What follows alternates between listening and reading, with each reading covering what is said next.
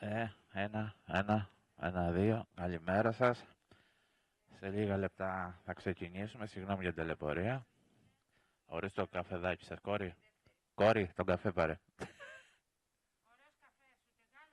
Έχω βάλει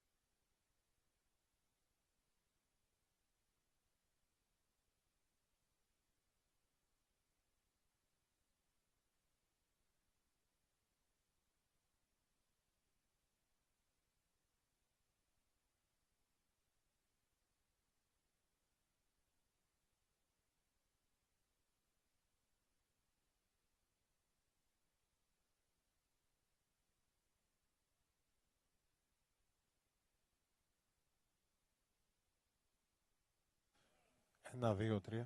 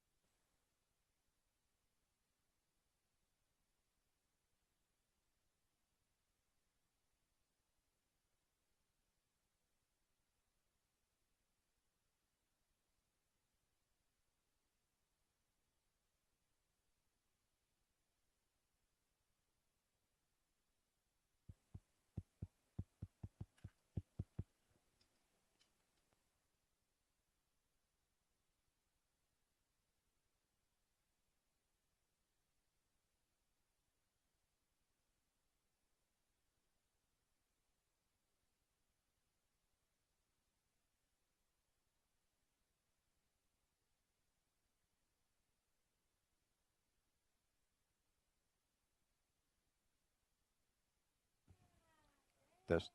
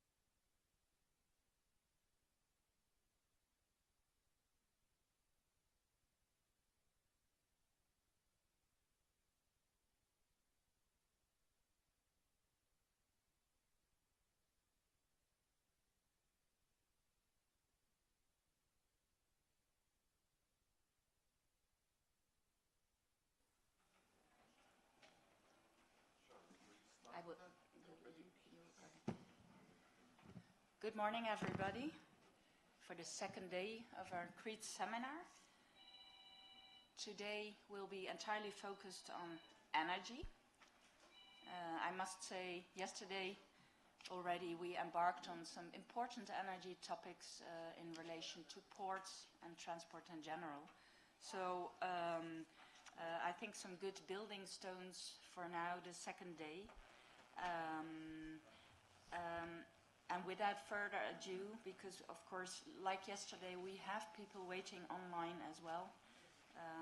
So sorry for missing the first 10-15 minutes. I know traditional coffee break.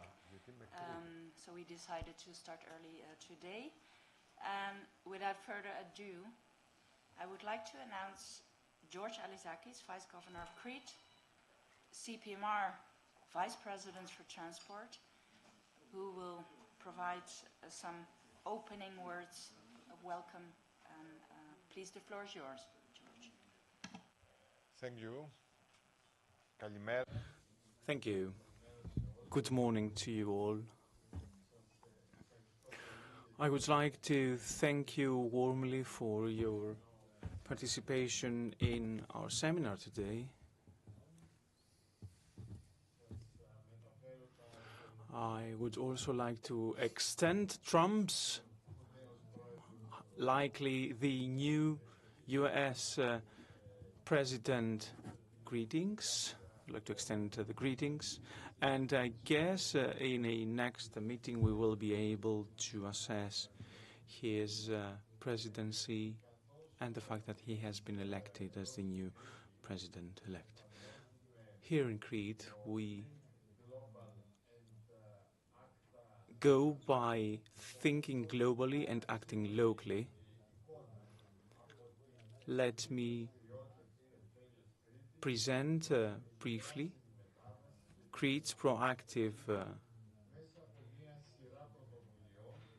actions on decarbonization and on the fostering of renewables. We have been discussing these topics really intensively lately as policymakers at the regional level, as well as citizens of Crete. Let me just briefly touch upon Crete's participation in the Congress of Europe's conference in Strasbourg. Our presence with ICPMR and the General Assemblies and transport issues, the implementation of two large European projects linked to hydrogen, and numerous other events. In the region of Crete, when decisions are to be taken, we stand highly responsibly vis-à-vis the energy trilemma, energy efficiency and security on the one hand, reducing CO2 emissions on the other hand, and at the same time secure reasonable prices, low prices for energy. This energy trilemma is not an easy task to do. To be able to address all that, we have to empower the local authorities and the regional authorities, sending a message to the new Parliament and the new Commission. This message should go as follows. The regions should not only participate in the implementation of energy policies, but also in their planning before implementation and, as a matter of fact, at regional and EU level, at national and EU level. The regions have competencies that have to do with the energy transition, and primarily because we as regions are very well aware of our territories and we know how to implement the energy transition measures. Thirdly, energy policies have to be tailored to the needs of each territory of each region, all the more on islands such as Crete, where energy security issues are of paramount importance, while the issues, the questions of energy sufficiency are very important, and where there is seasonality in the demand, as well as differentiation of demand over the course of the time. And I mean when we have tourism, that is half of the year. At the same time, islands are affected by the electricity interconnection with the mainland, with the hinterland pipelines in Crete. We have an interconnector with the Greek mainland having been built already, and the second one being built currently. The region of Crete has already adopted a substantial role in implementing the energy transition. We have an abundance of wind energy potential, solar panels, wind farms, geothermal systems being in place. And going forward, we will also have offshore wind farms installed. Investments in the electricity interconnection of Crete have been carried out, as well as approved EU projects, EU-funded projects. We will talk about them further in detail. CRAVE, under Horizon 2020 project, refers to the Aegean and Crete Hydrogen Valley, funded by the European Commission, and the Clean Hydrogen Partnership, aiming at creating a green hydrogen hub on Crete, in Lasithi, at the Atherinolagos region, in order to generate and distribute green hydrogen at the national level, 500 tons annually. The second project of key importance that has been approved and we're currently implementing is the Crete Valley, a valley that aims at renewable energies, combining innovative ICT technologies. The implementation of this project shows that a blend of renewables, solar, wind power, geothermal energy, is not always easy to combine, is not always automatically easy to combine. Dear friends, in order to harness the potential of the energy transition and address the challenges that go hand in hand with that, there is only one way to succeed, and that is collaboration. Collaboration across all levels, between regional and local administration, between and among businesses, between scientific and academic institutes, and in the civil society. I would like to stress once again the role that each and every one of us have to play. The regional and local authorities have the task to put in place regional policies, an action plan and a project plan, business plan, such as energy-saving projects that are promoted by the region of Crete in hospitals and at schools on our island. The academic community aims at forming the formal knowledge to educate technicians and engineers. Businesses, in turn, need to create applications and the practical information needed in order to install renewable energy technologies. And last but not least, our citizens, to the benefit of which we're doing all, will be assessed based on their property, on their stance and attitude as consumers. The role of the region is key, since the energy transition and clean energy is a challenge that needs to be addressed, and we need deep understanding of the attributes and the particularities of the regions. Our region, the region of Crete, is at the forefront of this transition and demonstrates with decisiveness and vision that we can all together form and shape a better and greener future. Thus, the region of Crete has signed a partnership agreement with the European Commission since 2018 in the context of its participation in the European Cities and Region, in the European City and Region Network for Hydrogen. We have participated in many hydrogen-related conferences. We're implementing the 2 European projects I've already referred to. And furthermore, we have seen that in the academic and research institutes of Crete,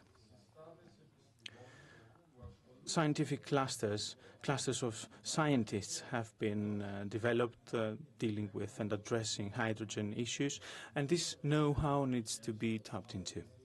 Yesterday, you had the chance to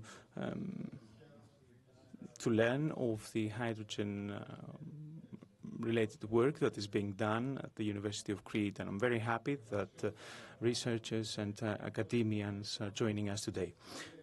The Regional Council has recently taken a political decision to set up a hydrogen commission titled Hydrogen in Crete, considering all the aspects I've already mentioned. This committee, and this is a good practice for other regions in Europe as well, from which we would also like to learn what they're doing on the subject matter. Well, this committee is tasked with informing, raising awareness, informing the Regional Council and the civic society on the use of clean hydrogen in Crete.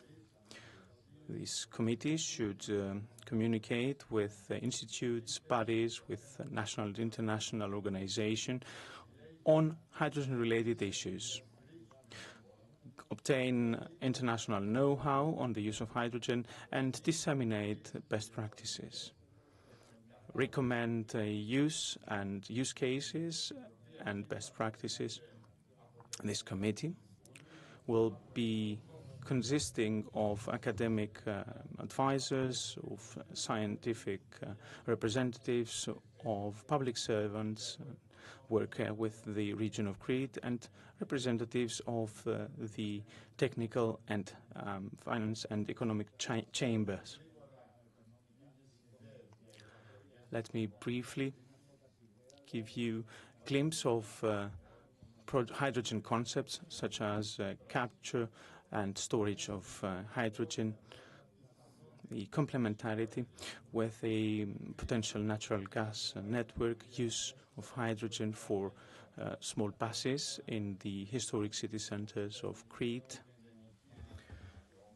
to achieve net zero emissions and less disturbance, hydrogen fuel cell powered buses and vehicles that can be used by touristic businesses, hydrogen applications on ports, and the application of hydrogen in fixed rail vehicles such as on trams and trains.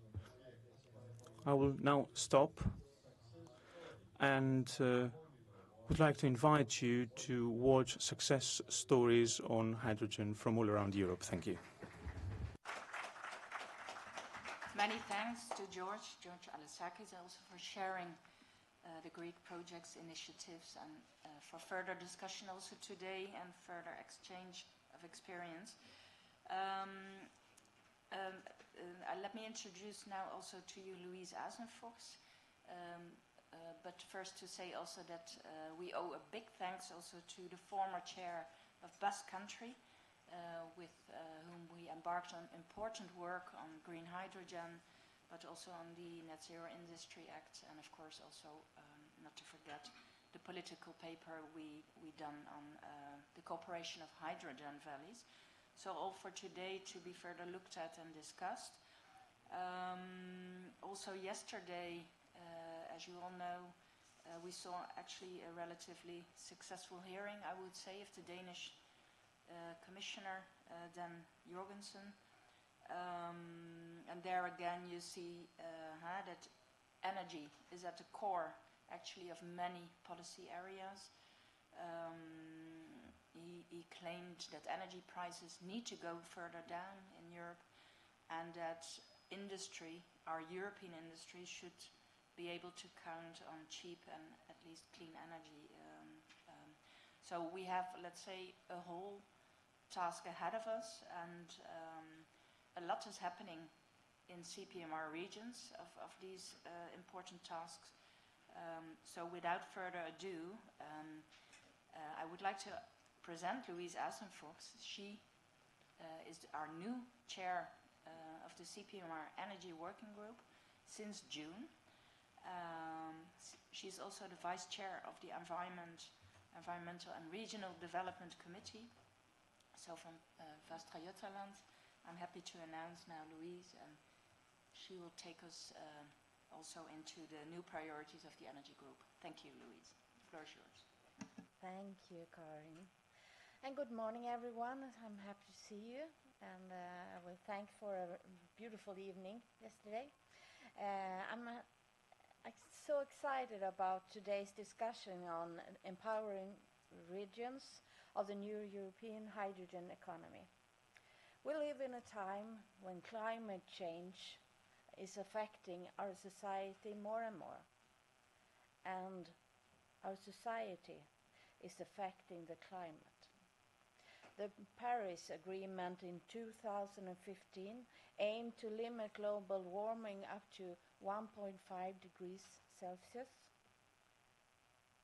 However, the Earth average temperature is likely to be the highest in 125,000 years. We see more and more extreme weather, with reports of severe drought, heavy rainfall, and strong storms. Many of us may even experience these disasters as our families, friends, neighbors are impacted. The EU is reducing greenhouse gas emissions, and that's a positive step. Today we have however, while emissions are going down in one country, is increasing in others. It's crucial to continue and increase efforts for the green transition. Today we have a chance to explore how we can support and enhance this transition. As chair of the Energy Working Group, I want to emphasize how important hydrogen is for our energy future. It can help us to address key issues like climate change, energy security, and economic stability. The EU aims to cut emissions and shift towards a green, sustainable energy system, and there is hydrogen playing a vital role in achieving a carbon-neutral Europe by 2050. Hydrogen is not just good for the environment, it can also boost economic growth, create jobs and technology, and increase energy independence. By investing in hydrogen infrastructure and technology, we can support regions that rely on fossil fuels or face economic challenge. Today we will discuss how to use hydrogen for regional development, looking at the policies and partnerships needed to build a strong hydrogen economy that benefits all of Europe.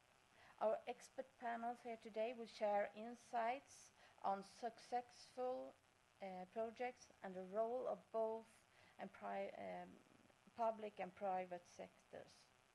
Remember, empowering regions with hydrogen is about more than just technology.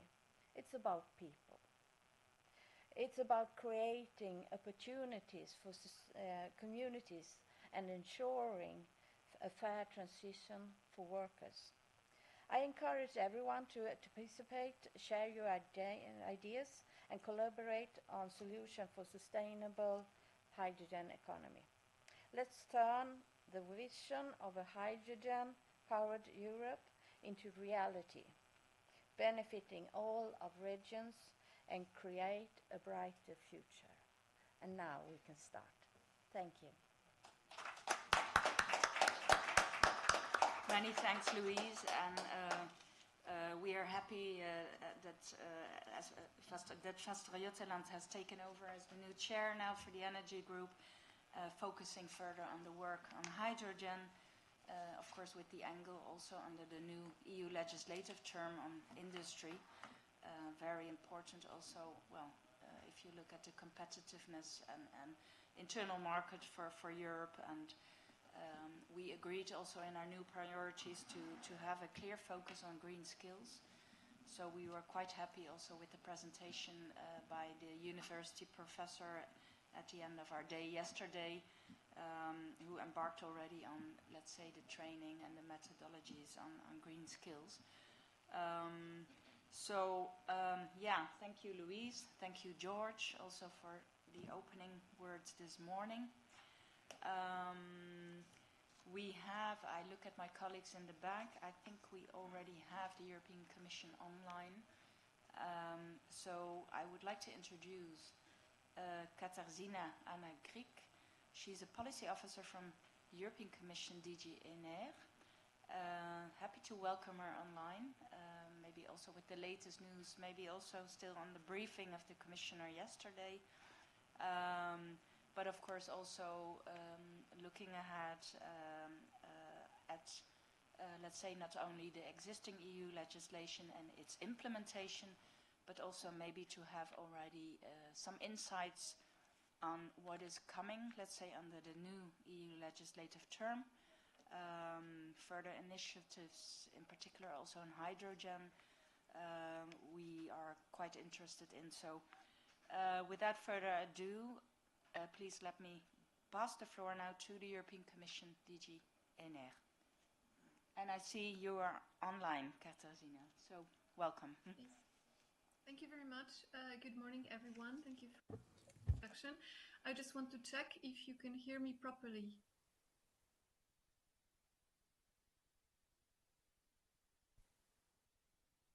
I would like to know whether you can, the audience can hear me. Yes, we can hear you correctly. Thank you very much. Yes, so my name is Katarzyna Greke. I work in DG Energy on files related to competitiveness and innovation, and mostly on hydrogen, on the development of the hydrogen economy since 2020. And previously I have been dealing with infrastructure projects in the Connecting Europe facility.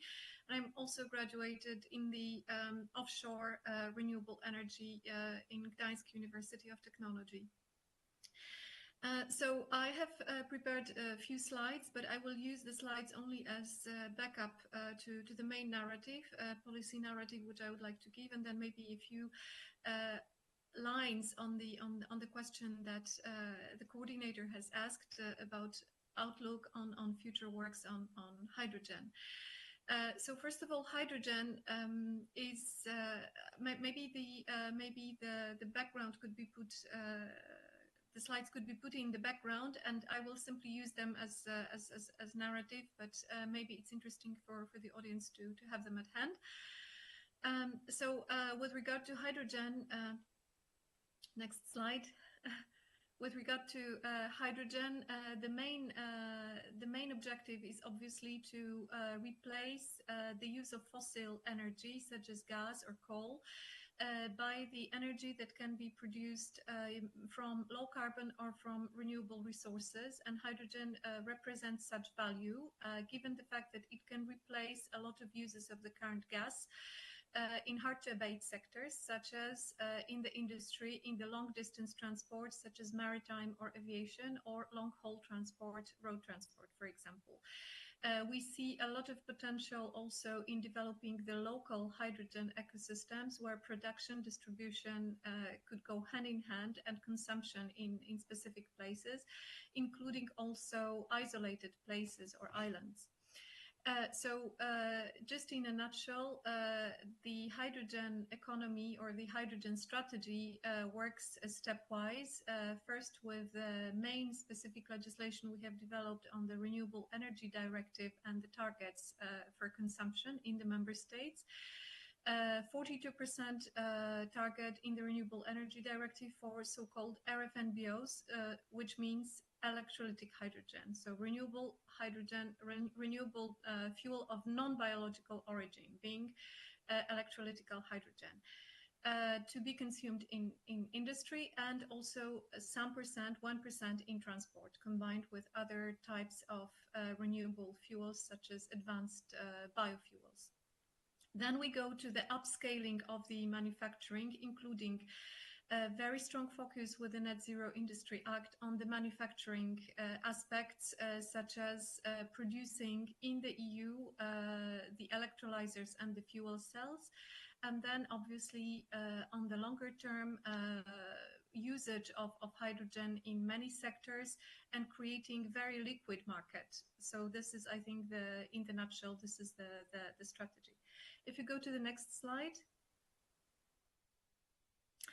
I think what I could add here, and maybe expand a bit later, is that all this framework is very comprehensive, and the EU is the sole legislation in the world that has such comprehensive framework.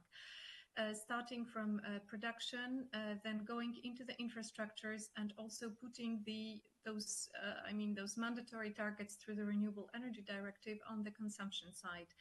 With regard to the financing, we have also supported either through very innovative schemes such as the Hydrogen Bank auctions, which is using the revenues of the Innovation Fund, or also from the traditional sources such as the state aid policy, the temporary framework for crisis, so-called temporary crisis framework, which has used also a lot of resources to support innovative projects on hydrogen production, and also so-called IPCIs, important projects of common European interest, which have really mobilized very large-scale investments across the private sector to support production and innovation in the hydrogen sector. If we go to the next.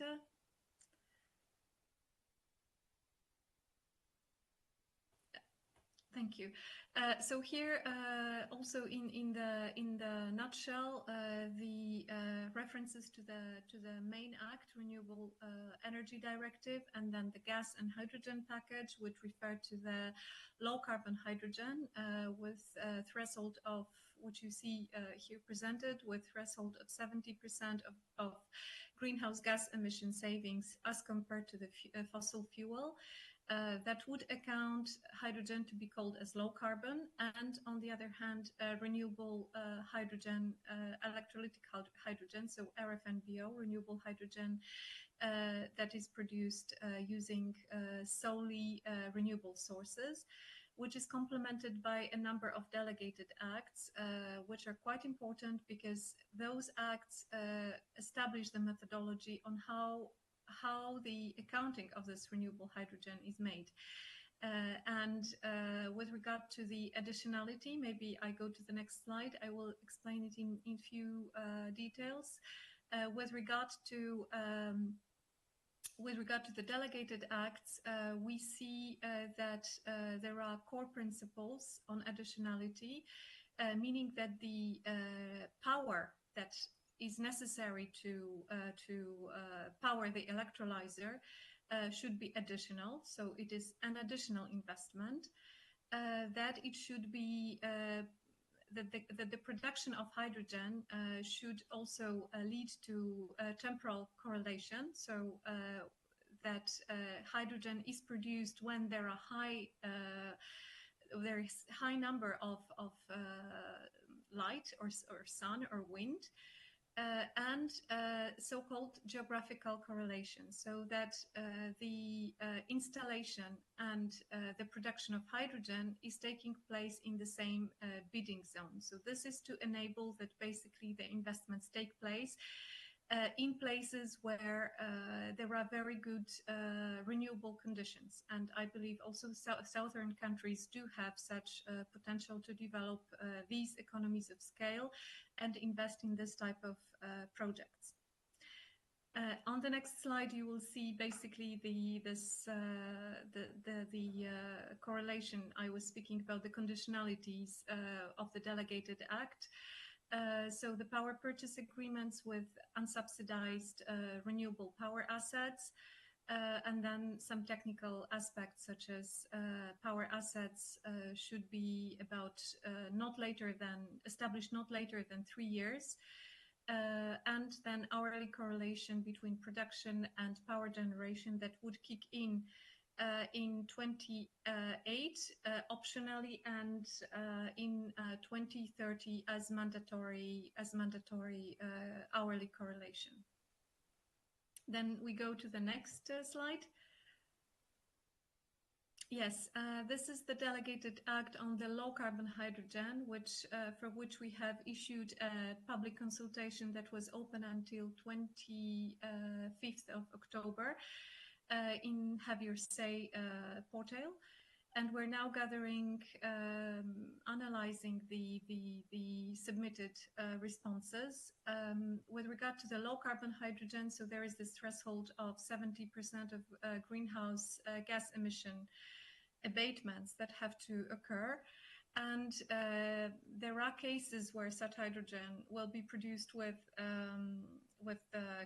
carbon commodities, with fossil, but it has to be abated. So either through the carbon capture and storage technologies, or other technologies that will enable those abatements that are required to qualify it as low carbon hydrogen. Then if we go to the next slide. Here I would like to focus, because probably you have heard a lot about in the presentations about the Net Zero Industry Act that has been at the spotlight in the last year, about the industrial policy. So basically I have chosen a few aspects that are relevant from that act to hydrogen policy. Obviously, the Act has those 6 or 7 pillars, such as on streamlined permitting through the single point of contact in the member state to be established, to streamline the procedures for the strategic projects.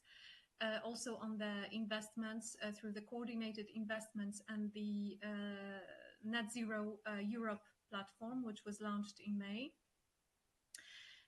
But also very importantly on access to market through the design of auctions for renewable projects, and on rules for public procurement for those strategic technologies. So here, with regard to auctions and public procurement, there are specific provisions that refer to the criteria to be established on resilience. For example, on the sustainability, on the environmental performance, that could give a level playing field to the European producers of those strategic technologies in those actions. It is very important that we keep in mind that the overall objective of the Net Zero Industry Act is also to promote European EU-made technologies. with a target of 40% by 2030 of those technologies being produced, being developed in Europe. With regard to skills, there has been already one large grant on hydrogen academies that has been launched in the framework of Horizon Europe program and is coordinated with the Clean Hydrogen Partnership. And I believe that in the next work programs of the Clean Hydrogen joint undertaking, there will be additional steps to support development of skills in the hydrogen sector. So one grant is already running, assembling dozens of universities, of schools across Europe, with an objective of creating curricula for training of skilled workforce. Then very briefly on the next aspects of that policy. So we also have provisions on the innovation, on the so-called regulatory sandboxes, which are the cases where innovation could be experimented in a limited time in a member state to allow for better uptake of a given technology where there is not yet a fully established, let's say, regulatory framework. And the Net Zero Europe platform, I have mentioned also under the investment, is a very important tool because it assembles the European Commission, the representatives of the member states, and the financing actors on the aspects related to the strategic projects, how the strategic projects could be recognized first at national level, and then how such strategic projects could be recognized at European level, with the objective of faster or better access to financing also at European level. And then there are also provisions on the CO2 storage related to carbon capture technologies that are also included in that act. On the next slide. Highlight on what it means from the Net Zero Industry Act directly to hydrogen. So as I have mentioned, permitting, it could be very relevant for factories, for example, for low carbon steel, with the production method of direct reduced iron, instead of using the current method of blast furnace using gas. Then on skills, again, development of specific programs and curricula in the member states and creating the network across Europe of universities having access to those curricula. On actions, so both auctions, which is public support, and procurement. So there are specific provisions related to renewable projects and criteria such as on resilience and sustainability. And then very important, also acceleration valleys, which is a concept that is embedded in the NZIA Act, which are manufacturing projects, and that links to the funding we have provided through the hydrogen, to the Clean Hydrogen Partnership that has selected already a number of hydrogen valleys projects in Europe, and will continue putting also financing resources in the next work programs in this priority on hydrogen valleys. And the last, what I have explained, so the net zero strategic projects, so there are specific provisions on the application and recognition of such projects at national level and at European level, with the overall objective of having better and faster access to and interplay with large instruments such as IPCIs or the Innovation Fund. And then I think the remaining part of the presentation is a bit on financing and on Innovation Fund.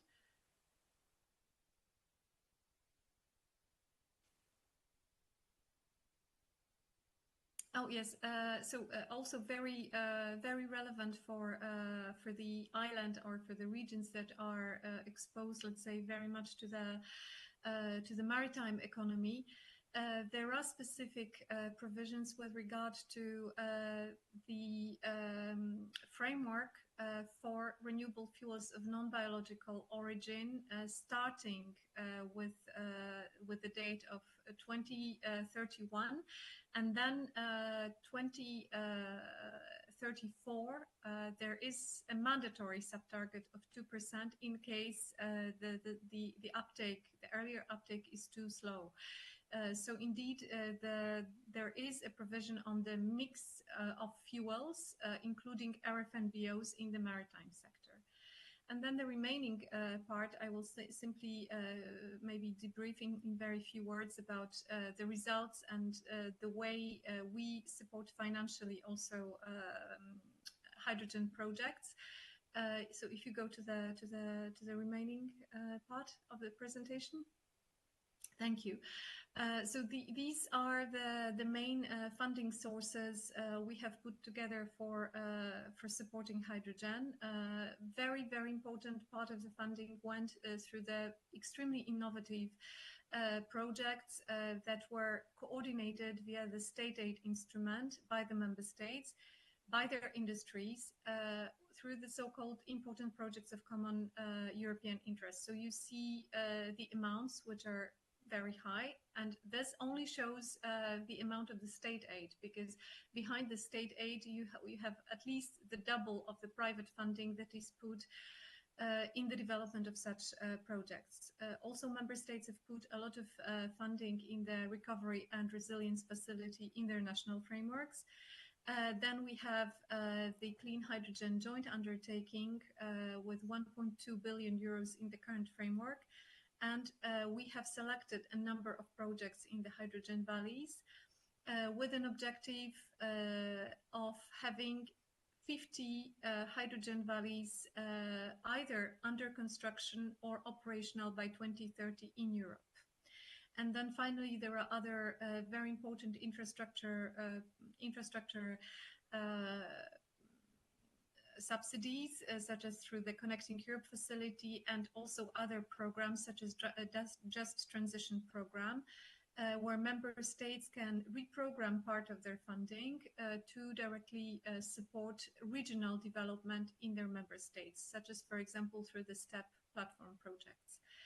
And finally, the Innovation Fund, the last auction, we have dedicated a window of 720 million euros in grants. So this is the last slide, where we have selected, so here you have the number of hydrogen valleys already supported, with the remark that there is an additional selection going on for 2024 and additional work program that will be launched in 2025. So you see how the joint undertaking has supported the development of hydrogen valleys.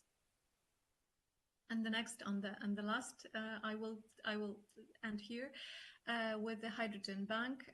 So we have set up the instrument that basically supports usage of the revenues from the emission trading system that are channeled to the Innovation Fund and that are implemented as grants to specific projects that are able to produce renewable hydrogen at relatively competitive prices through the so-called green premia. So each project bids on the volume of hydrogen it will produce, and it receives, if it's successful, it receives this amount of so-called green premium to cater for the difference between the costs and the total investment costs, and to be able to realize this investment. So this is basically the grant gap that allows for producing hydrogen with renewable sources. There is also an international leg of this hydrogen bank, which is basically coordination with other economies through other frameworks, also in the framework of the clean energy ministerial or agreements that are made with between the union and specific states or regions through the memoranda of cooperation to focus the production away from the grey hydrogen, fossil-based hydrogen, to the renewable hydrogen, and also include other aspects such as soft skills or training aspects. I will end here because I think maybe the audience would also have some questions. And with regard to the outlook on the next priorities, so what is absolutely certain is I think these slides can be then distributed, but these are simply the results of the past auction. I think what is important to stress is that in the clean industrial deal of the European Commission and of our new commissioner that is also co-led with other candidates commissioners. The clean industrial deal will still focus very much on the promotion of renewable and low carbon hydrogen on one hand, on the further implementation of the very extensive legislative package that we have put in place, and further also successful auctions that were run under the hydrogen bank. So I can simply, and further continuation also of very important projects such as hydrogen valleys, which I have explained. So I think with regard to hydrogen, there is continuation of all the efforts we have taken up currently, and achieving the objectives that we have for 2030 and beyond 2030. So with Clean Industrial Deal, I think we are continuing decarbonizing of the deep intensive industries, and working with regions, working with member states on key investments and on key infrastructures. Thank you. Thank you very much, Katarzyna. It was a very, very complete overview, setting the scene for our day on green hydrogen and the cooperation green hydrogen valleys today. Indeed, we are quite curious to see, let's say, the first proposals under the Clean Industrial Deal early next year, hopefully, maybe a bit later. We also discussed yesterday, let's say, the link between, let's say, the green hydrogen initiatives and, well, the work for ports, so to be done. In that sense, we are also quite curious on what will happen with the EU port strategy as announced. Maybe you have some inside information on if further hydrogen initiatives, policies, projects will be taken on board also in the port strategy, of interest to our members. I would say our members, our regional members, are the laboratoire for many green hydrogen initiatives, including here in Greece. So that's why we're also meeting up here in Crete this week. And of course, quite, well, curious also to see indeed further possibilities for funding also under the new EU budget later on, in particular also for regions in this case. Maybe you can say something still about that, the expectations also for the future, and also in terms of governance, so the involvement of our regions, maritime regions also in particular, in the involvement in governance structures around all these important initiatives and programs. So many thanks for setting the scene again. So that's more general remark, but also quite curious to see the upcoming initiatives, the deal. You mentioned indeed the Clean Industrial Deal. So good to see what will happen there. I will open the floor to members because we need to profit, of course, from your presence. for questions. Please, the floor is yours. George Alizakis, he will go to the podium. Thank you.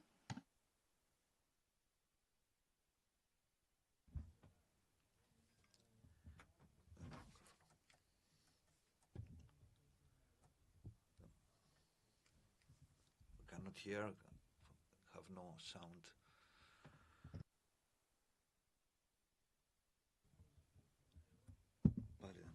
No sound. We have no sound. Okay. I would like to ask to the representative of general of the DGNR. It's not my own personal question, but it's from a colleague who is here with us, and we have been talking about it. Is it the buses in the city? Mr. Kalergos, I'm talking about you. The buses within a city need to be converted into hydrogen buses. We saw a lot of figures, huge numbers of euros allocated for the future. How can we make the best use, our city or a region of a municipality can make the best use of this money in order to convert conventional buses to hydrogen buses? I would like by Anna to describe the steps to be taken as regards this, because from starting from Brussels into planning stage until the implementation in a region, there is a long way to go. So I want here, if possible, could you describe us this path from the planning stage to the implementation? Thank you, George Alizakis. I will translate for you, Katarzyna, because you probably don't have an English translation from Brussels. George Alizakis is asking on behalf of a colleague in Heraklion about, in particular, also buses in cities, and in particular also here at Crete. So they need to be converted into hydrogen buses, and we need to know actually the best way of funding, let's say, conventional buses, transforming them into hydrogen buses, and the steps to be taken. So, very practical question, and maybe if you could also embark still on my opening remarks and the questions on funding and governance. If you could take these two, we would be pleased, and then I go back to the room. Thank you. Thank you very much. I could hear actually the interpretation, so there was some echo, but I could hear that. Thank you very much for this question. Starting with more, let's say, down to earth, but very important question. There are a lot of funding possibilities, which I have mentioned. I have put on one slide how much it is possible for every member state to use. But as you are aware, to use the resources, including the European resources, to channel them to the national projects. With regard to transport, you are right to say that this is one of the key, let's say, not only objectives, but it is very big challenge, because transport is very hard. At least long distance transport is very hard to be decarbonized. What I can simply say, because we do not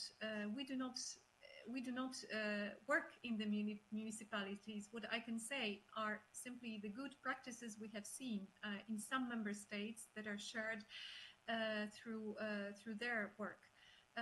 With regard to the decarbonization of the city transport, some member states have directly used the pathway of electrification. Some member states have directly made tenders to electrify buses and put electric transport in their cities. So that is one path. The second path you're speaking about is either new investments on the fuel cell buses, which are produced, the fuel cell, we have European producers of fuel cell buses, and then upscaling of this production to make the bus much more cost competitive, because there is also a cost element in there. Some member states have put indeed frameworks for purchasing for tenders for the fuel cell buses instead of electrifying. So that is their choice on how they have seen the larger ecosystem of clean transport in their cities. A lot of funding has been used by the member states through the Recovery and Resilience Facility, because member states have put the plans on how they will use this money, on which priorities they will use the money. Other possibilities we have seen are the ones from the Just Transition funding, which I have also presented, and other possibilities are applications to the European projects, such as, for example, in the framework of the hydrogen valleys, where you have either the production of hydrogen or purchasing of hydrogen, and then local usage of that hydrogen at a regional level, for example, for transport, for city transport. So these are a few hints I could give. I believe that there are also frameworks where member states or representatives can exchange such knowledge. One of them is run by DG Energy, which is the HIGH network, but it exchanges on the knowledge and on the best practices of what member states do in their national frameworks with regard to hydrogen, both at strategy level, so strategic, but also learning from the implementation of specific projects.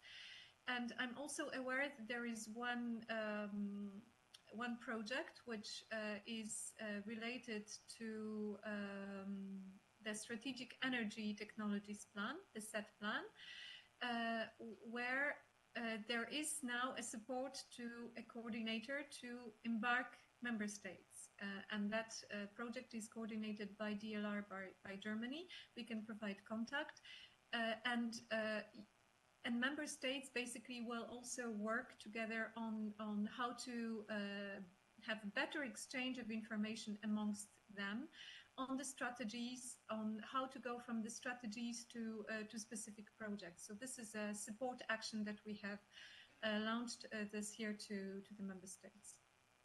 I think it is very useful exercise to exchange with neighboring member states, to create a working network, if I could give such advice, with other regions or with other states who are either in the similar position or have similar interests, to see how best they have dealt with such large challenges. So that will be part of my answer. I know that it doesn't answer fully, because I don't say how to go from strategy to planning, but I can only provide some hints on the best practices and on the examples of funding, how that has been used. With regard to the top-level question on the MFF, I think also colleagues from DG Move yesterday have provided a similar answer. At this stage, we cannot provide any definite answer on the next multi-annual financial framework, because this is something that is not in my capacity. But for sure, what we can say is that the work that has started with regard to the Clean Energy Ministerial and the Ports Coalition that was launched there, aiming at developing the capacity of ports, being active in the storage, in the trade, in the transport, transshipment of hydrogen. This work will certainly continue. So thank you very much, and I hope I partly answered at least. Yes, many thanks, Katarzyna, very useful, and we are quite keen indeed on having, let's say, the contact details also for the network you've mentioned. I look at the room, if there are further questions, maybe? No? I don't see that's the case at the moment. I must say also your presentation was quite complete, so and again a good start for our debate and exchange of experiences here today with members and stakeholders of the CPMR organization. So I would like to thank you, and of course you're much welcome to further stay during the debate. So many thanks. Again, one applause. Thank you so much. Thank you also to the very interesting presentations. Thank you. Thank you very much. Thank you. Then I would like to introduce Guillermo Migliori. He's a policy officer in our energy team and transport team, I must say now, correct. Recently also our transport team within the CPMR in Brussels. I'm happy to announce, so Guillermo, he will give a presentation of our work so far, started by the Basque Country, I must say, further continuing with Astrid, Västra-Götaland, on hydrogen, the technical note we did, and also on the policy position, which was approved in Gozo. Floor is yours, Guillermo. Thank you very much. You can better go there. Maybe. No, it's fine here. Okay, maybe for the camera, he will stay here, so if possible. Yes. Can I have the next slide, please? So thank you very much, Karim, for introducing me. And yes, you said correctly, the CPMR has been carrying out a lot of collective efforts in the past year and a half on the topic of hydrogen. And these efforts started from the reflections after the political bureau held in Florence almost 2 years ago, and were embedded in the strategic priorities of the Energy Working Group since its launch in May 2023.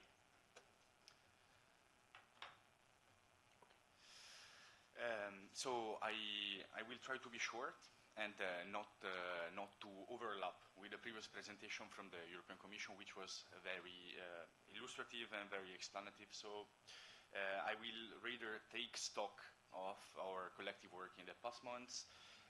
At the Secretariat level, we produced, as Karin mentioned before, one technical note on the legislative framework on hydrogen at European level, and one technical note that also aims to serve as a mapping and toolkit for regions on the Net Zero Industry Act, and in particular what's in it for regions in the attempt to upscale clean tech and uptake hydrogen economies in Europe. I also would like to mention that some geographical commissions also started some work streams on the topic. The Baltic Sea Commission, for example, has produced a policy position paper and a relating technical report. Yes, sorry. And we'll hold soon an event at the European Parliament with high-level political figures in order to promote our common policy positions as well. And the Inter-Mediterranean Commission also launched a new thematic task force on which our colleagues from region Lazio might tell us more about. So going very quickly through these documents, I would like to mention that the technical note on hydrogen is a double attempt to map both the legislative framework disciplining the matter at European level, but also is trying to map the cooperation platforms and the networks which CPMR regions can employ for strengthening and enhancing their cooperation patterns on the topic. Whereas instead, the technical note on the Net Zero Industry Act, which was released last January, in January 2024, is another document that can be used as a toolkit to navigate the regulatory framework. As the European Commission was mentioning before, indeed, hydrogen was recognized among the strategic technologies covered by the regulation of the Net Zero Industry Act, and therefore can benefit from several new provisions, such as, for example, eligibility for net zero and net zero strategic projects that allow for streamlined administrative and permitting procedures, more flexible regulatory regimes. So this document also tries to take stock of these pieces of legislation and try to see what's in it for peripheral and maritime regions in Europe.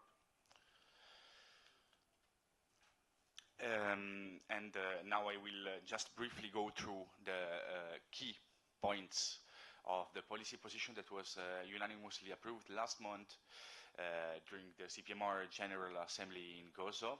So the first message is that CPMR wants to see strong and marked recognition and support for regional hydrogen ecosystems.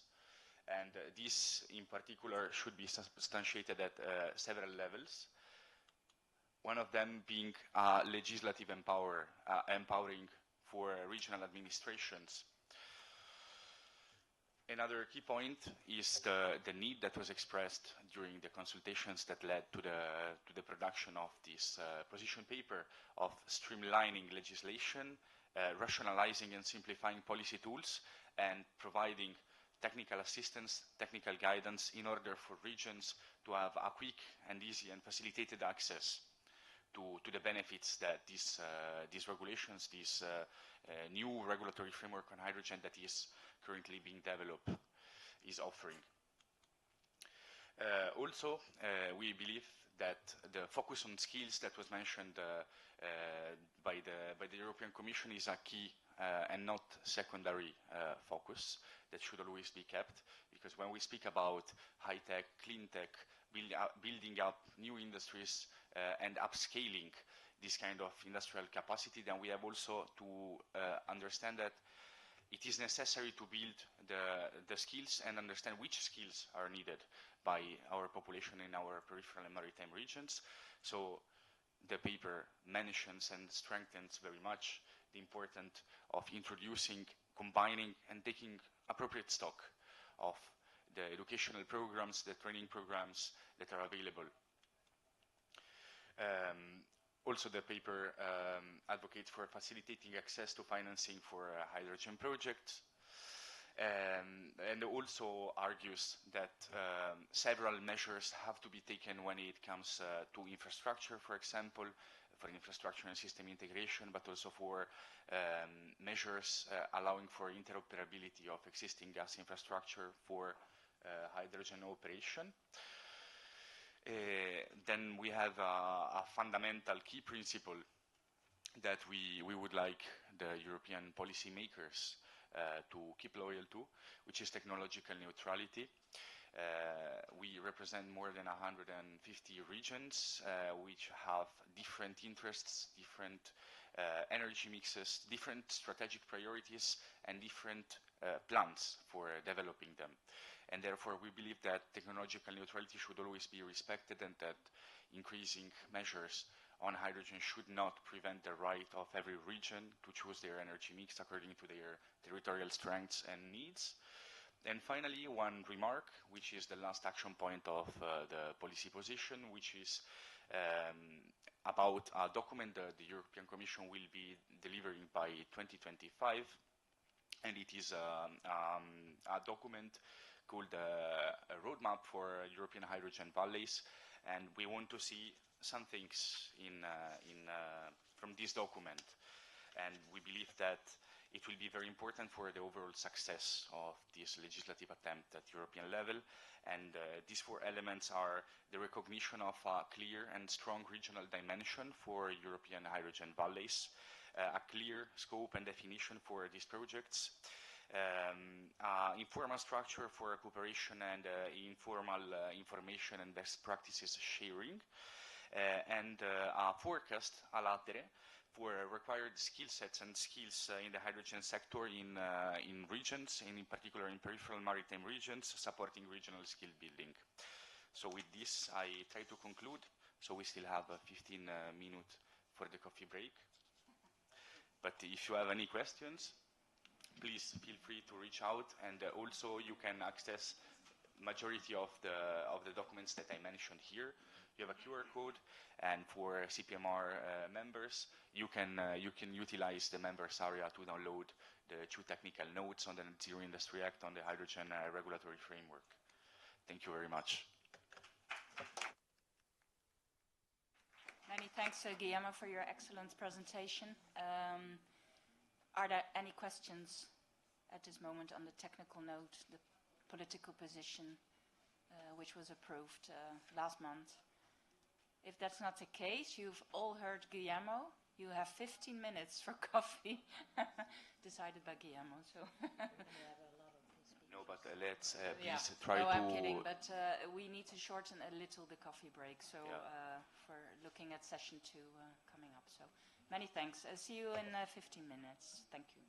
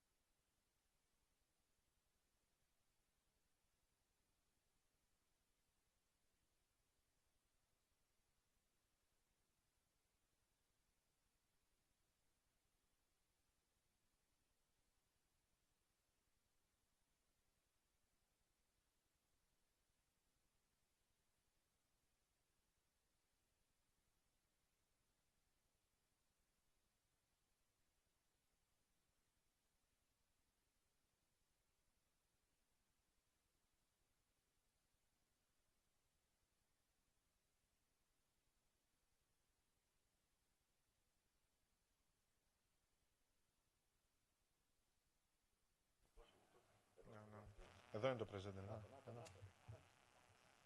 Όχι και εκεί. Αυτό είναι το mouse.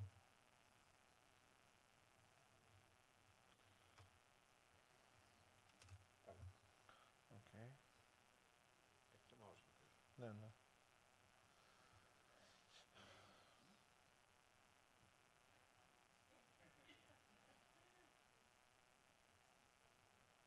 Okay, so it's...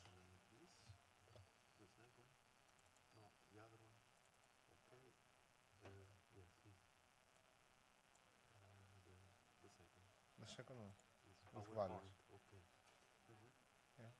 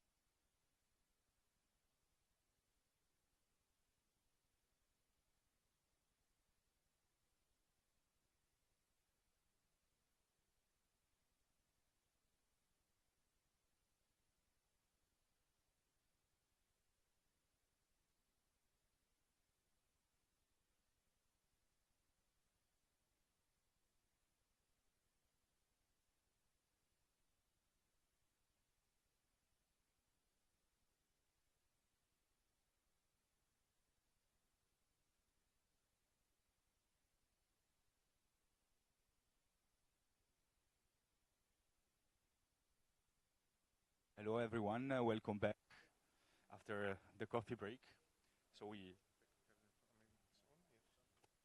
we would like to introduce the second session.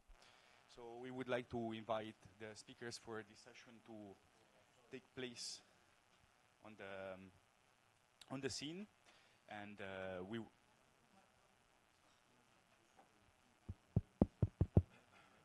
Okay, okay.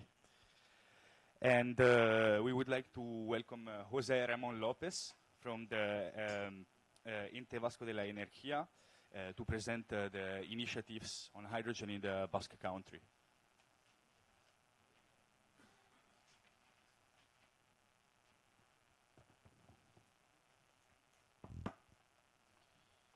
Shall I pass the slides? Or? Okay. Good morning, everyone. George, Karin, thank you for your kind invitation. I'm here to share with you our journey towards establishing a robust hydrogen economy in the Basque Country. This presentation will highlight our comprehensive hydrogen strategy, the Basque Hydrogen Corridor, or BH2C, and our recent projects and cross-regional collaborations that are positioning the Basque Country as a key player in Europe's hydrogen economy. The Basque Country, with its strong industrial background and commitment to sustainability, has set ambitious targets within its hydrogen strategy, which forms part of our broader energy and climate policy.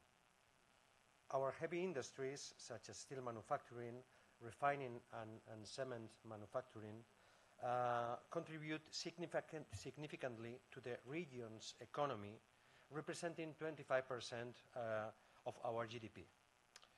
But of course, these are also sectors with high carbon emissions. To maintain our industrial strength while achieving our climate goals, we believe that hydrogen, especially green hydrogen, offers a powerful solution. Our hydrogen strategy sets clear targets for the year 2030, starting with a production capacity of at least 300 megawatts through electrolysis. All hydrogen produced by 2030 should be from renewable or low carbon sources. This focus on green hydrogen aligns with our commitment to a substantial reduction in carbon emissions, projected to be approximately 230,000 tons per year, while supporting the transition of our industry sectors towards more sustainable practices. One of our strategy's primary goals is to build a viable local market for hydrogen, ensuring that hydrogen becomes a significant contributor to our regional energy mix, accounting for about 5% of the total industrial energy consumption. We have also planned hydrogen infrastructure that extends beyond production. By 2030, the strategy calls for a network of 10 hydrogen refueling stations, supporting a fleet of at least 20 hydrogen-powered buses and over 450 transport vehicles operating on hydrogen. This network will be essential in making hydrogen accessible, practical, and integral to our energy landscape across sectors from industrial to residential and beyond.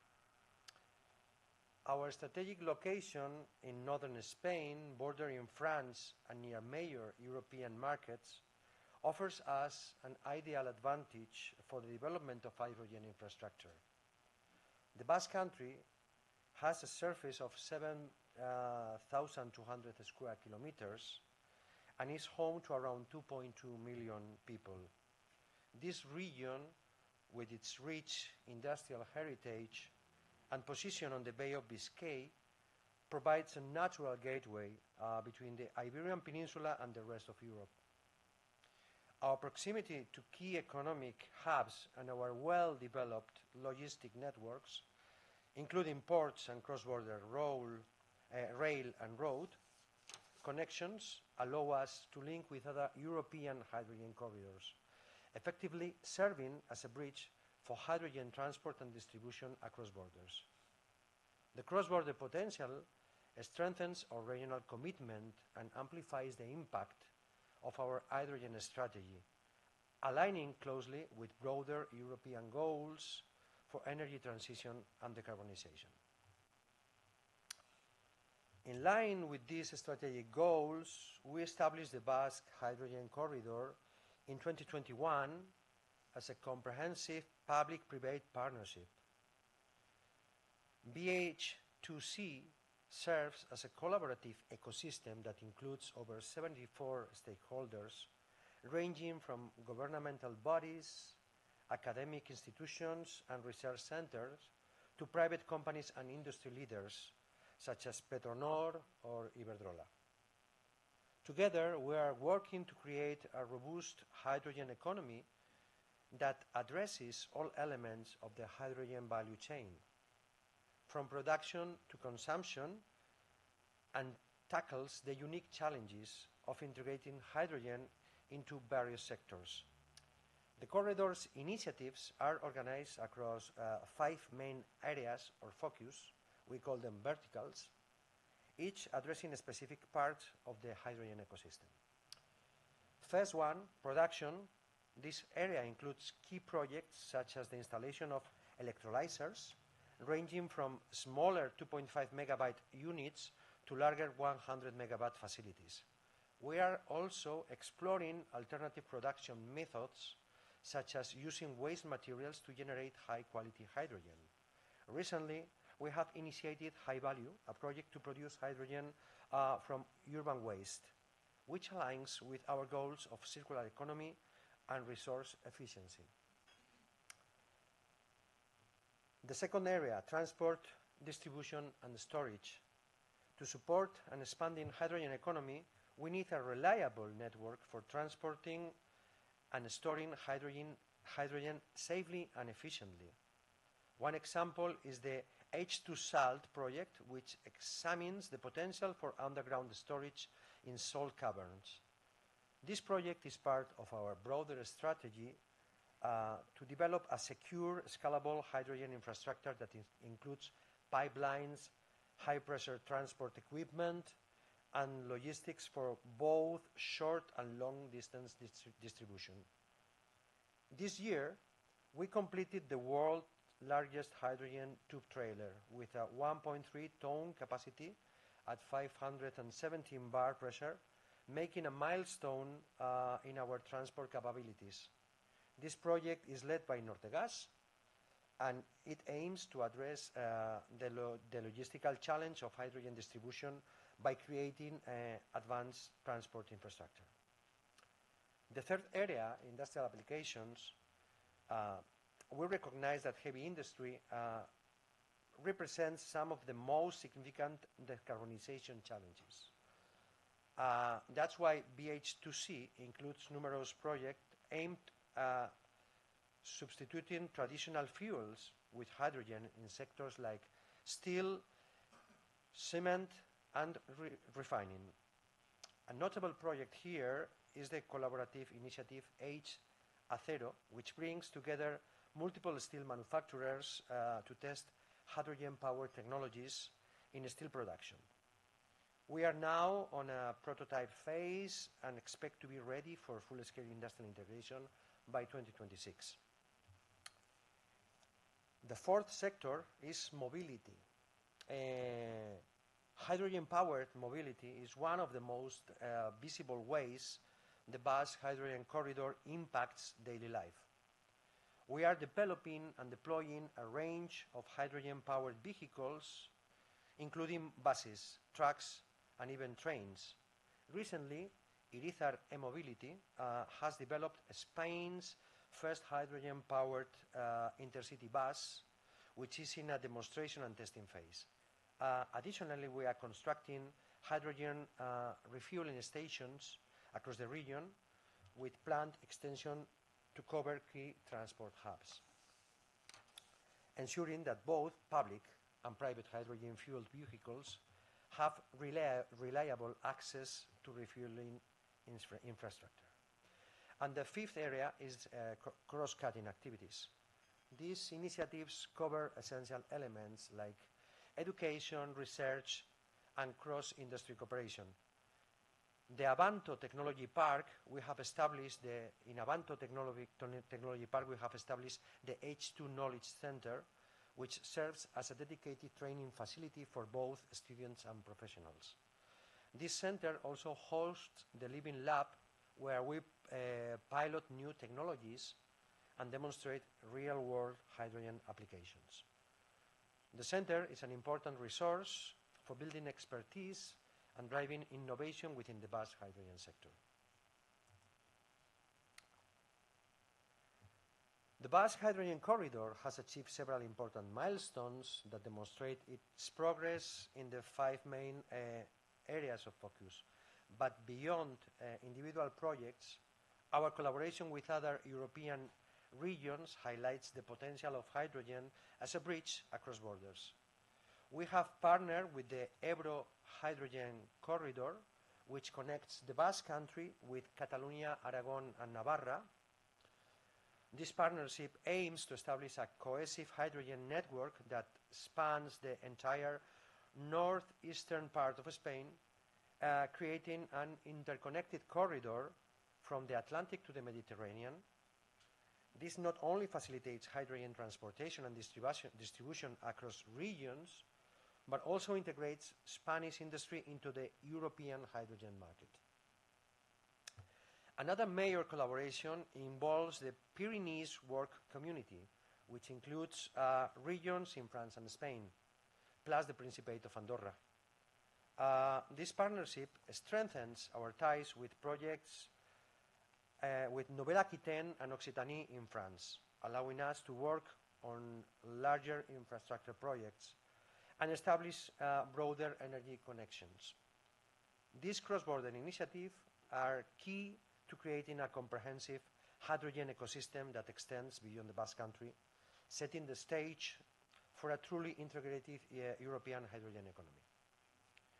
In addition to these corridors, we are also active on the global stage. The Basque Hydrogen Corridor recently received recognition from the Clean Hydrogen Mission as one of the 8 exemplary hydrogen valleys worldwide. This acknowledgement highlights our role not only within Europe, but also as a leading global example of hydrogen ecosystem development. I will conclude. The Basque Hydrogen Corridor illustrates the transformative power of hydrogen in reshaping both regional economies and global energy systems. Our strategy emphasizes collaboration not only within the Basque Country, but also across Europe, throughout strong public-private partnerships, comprehensive infrastructure development, and a commitment to cross-regional collaboration. We are well on our way to building a sustainable hydrogen-based economy. The journey ahead is challenging, but we are motivated by the potential impact of hydrogen on industry, transportation, and daily life. I want to thank everyone for your attention and your interest in hydrogen role in the energy transition. And I look forward to any questions or for the previous debate or the next debate. And I will finish with this slide that shows all the participants in the Basque Country Hydrogen Corridor. So thank you very much.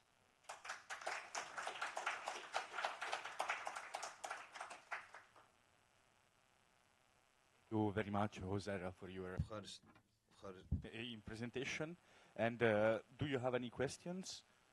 If not, you can note it down, and we will collect them for debate after the presentations.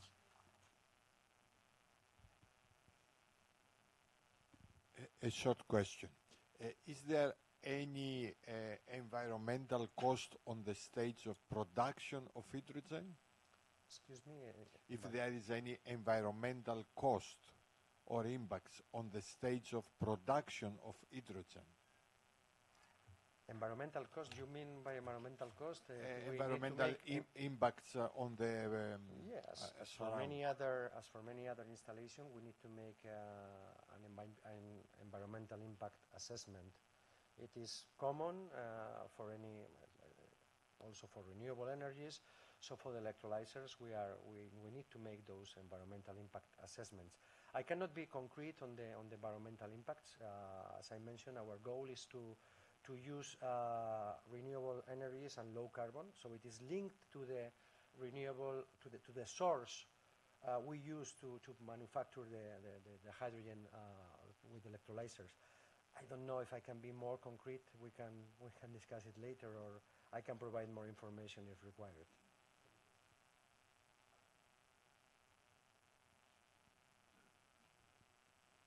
Do you have any more questions for Joserra? If not, thank you very much. Thank you.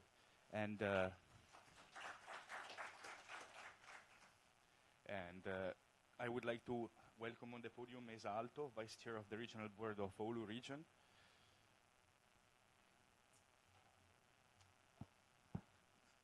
Thank you, and thanks for inviting me here to present our plans in Oulu region. I have prepared this presentation together with our climate and energy expert, Ritva Isomäki. And yeah, you can change the slide. So begin, first of all, we need renewable energy to produce a lot of hydrogen, and Oulu region is Finland's leading wind power region. About 37% of Finland's wind power is produced there. In the region, about 90% of electricity is produced from renewable sources, and we don't have nuclear power in our region. Here you can see our new county plan that is going to be confirmed soon. You don't need to find out the details, of course, that's just an overview. How our region looks like. We have 48 regionally significant wind power areas remain from the legally binding county plans. And when the new plan is accepted, 55 new areas are assigned. There are therefore total 103 regional significant wind turbine areas, 5 of which are offshore. Wind power potential in the regional energy and climate phase county plan proposal is over 40 terawatt hours annually. In addition, ensembles of less than 10 wind turbines can be built by the decision of municipalities. We already have very cheap electricity prices in Finland.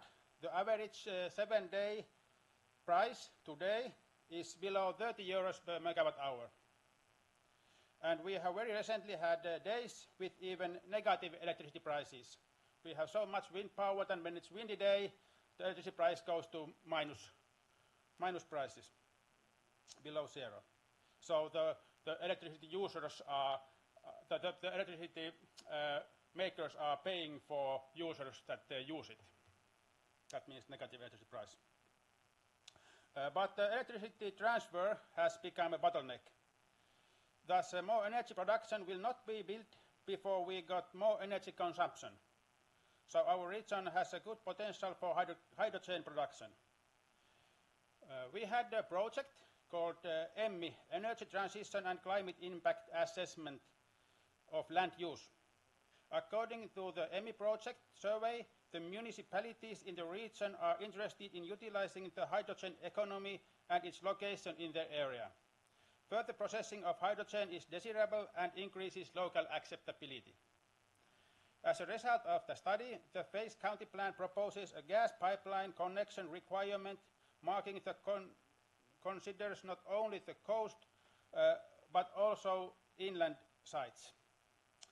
From the perspective of Oulu region, the intentions of municipalities, land use conditions and technical factors in hydrogen processing, together with Nordic hydrogen road project of the Finnish and Swedish gas transmission system operators are positive.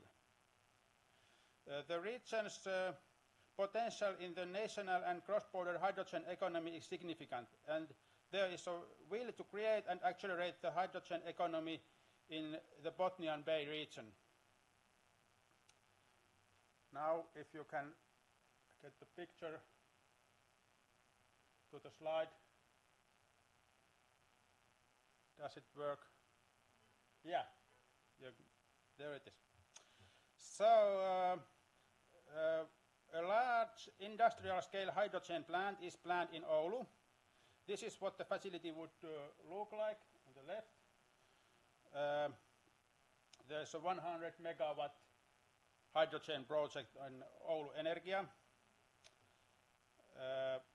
And the plant would also produce district heating for the city of Oulu, because a lot of waste heat is generated in the production of hydrogen.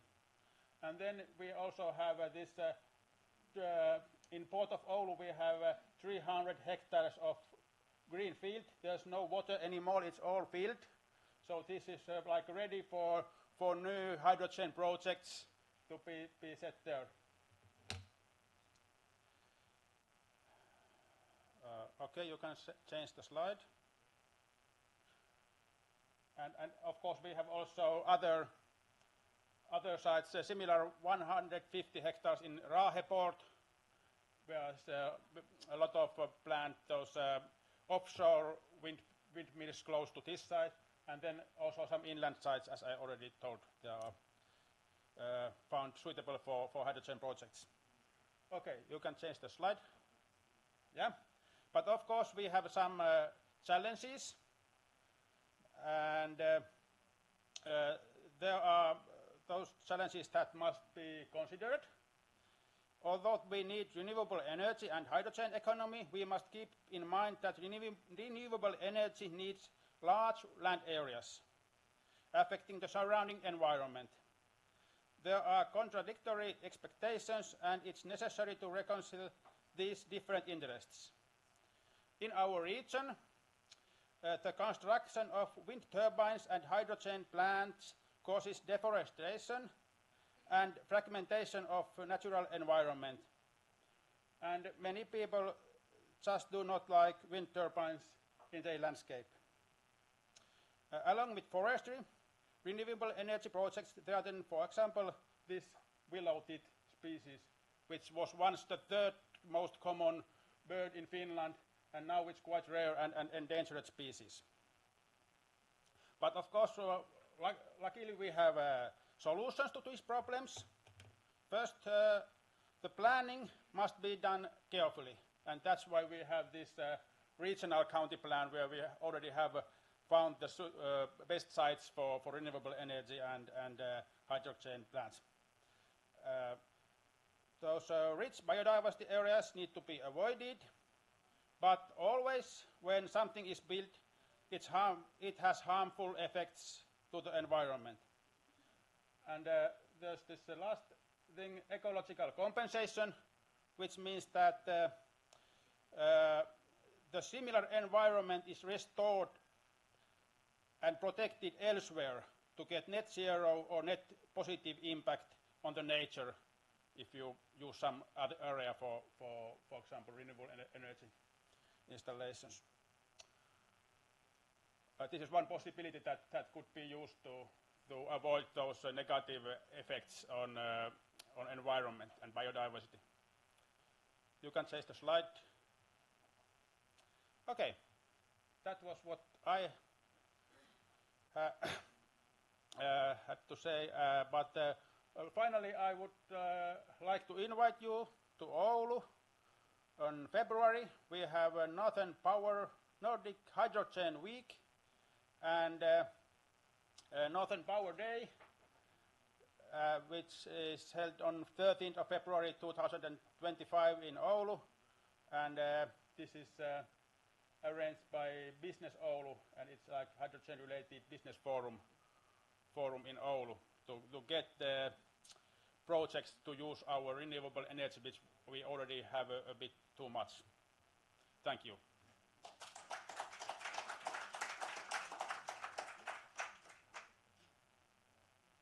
Very much, Esa, for your very interesting presentation. Are there any questions from the audience? If not, thank you. Thank you again.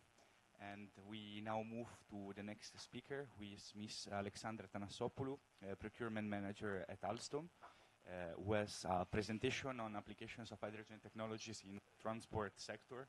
Welcome, Alexandra. The floor is yours. Hello. Many thanks for your kind invitation to the team of CPMR. Thank you for your invitation. I have a short presentation I would like to share with you concerning Alstom's regional solutions, sustainable solutions that are a reality to our company. I'd like to move on to the next slide, please. Well, railway, as we all know, is at the core of green and sustainable mobility. To this direction, Alstom has innovative solutions in place to replace diesel motors on electrified railway tracks. Since we're saying this, since non-electrified lines are a very important, significant part of the railway network across countries. For example, in the European Union countries, non-electrified lines represent 43% of the whole network. And railway operators use trains on those lines that are diesel-powered. The question is, how can we free ourselves from diesel-powered trains? There are technologies that have lower CO2 emission levels such as bi-mode or hybrid trains. But there are also net zero CO2 emission, direct CO2 emission trains, such as battery-powered and hydrogen-powered vehicles based on the fuel cell technology. These trains, thanks to their net CO2 emissions, have comparable performance to electric vehicles and can indeed incorporate new technologies such as smart energy management or energy braking recovery. Let's move on to the next slide. As to an overview of how a hydrogen-powered train operates. This is the Coradia Island train developed by Alstom. Hydrogen-powered trains are electrified, are powered through electric traction. Power is generated on board in fuel cells and is saved and stored in batteries. The main components of the system comprise the fuel cell on the one hand, the hydrogen storage area and the lithium-ion batteries. Fuel cells provide electricity by combining hydrogen stored on board with oxygen captured from the surrounding environment, from the ambient environment. What is dissipated is condensed water and steam. Actually, water. battery at the same time stores the fuel cell generated energy, utilizes it, and thus maximizing acceleration, and utilizes it for all ancillary systems such as lighting, air conditioning, etc. A sine qua non infrastructure here too, as you all understand, is a hydrogen refueling station, an HRS. Let's move on to the next slide, please. This true concept, this real train, the Coredia Island, is a regional train, a zero-emission train, as we already said, and is a noise-free alternative of very low noise emissions. It brings together innovative elements such as the green energy transformation, flexible energy storage, as well as a smart management both of the traction power and the available energy.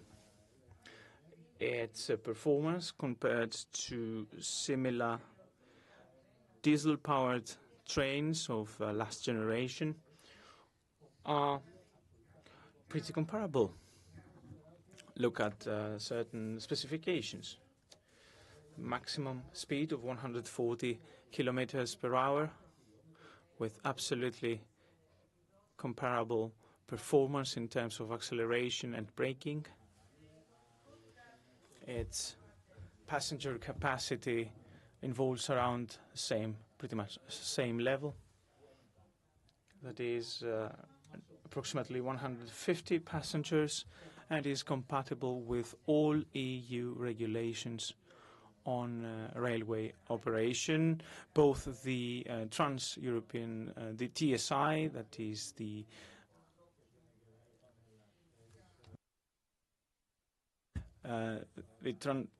and the access to persons with disabilities. What you might be interested in is the following. Alstom is carrying out 2 contracts with Germany right now. The first of them is about 14 Coradia Island trains in the region of Lower Saxony. These have already been commissioned. And the second contract is about 27 trains in the Frankfurt area. Let's move on to the next slide, please. In a nutshell, how this train story evolved. It was first introduced in 2016 at the InnoTrans, the international rolling stock exhibition in Frankfurt, and 2 years later, in 2018, the first 2 pre-serial I-Link Coredia trains were commissioned in Germany. They have been successful in regular circulation in Germany and Austria in regular schedule, and have covered more than 2,200,000 kilometers so far. Many presentations, demonstrations have taken place in multiple countries within the EU. Demonstrations have taken place in Canada and in Saudi Arabia as well.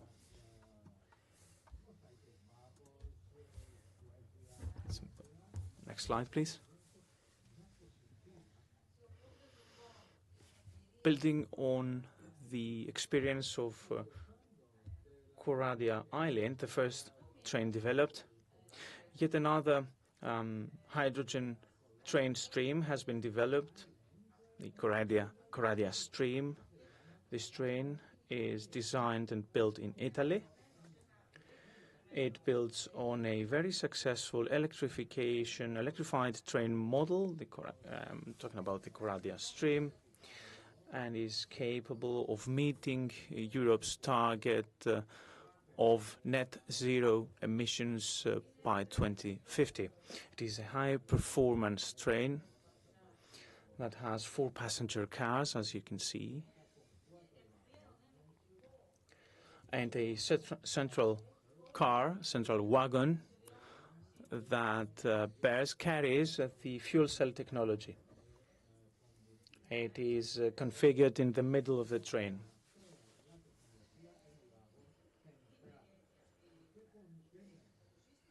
This system includes fuel cells and hydrogen cells. The train's capacity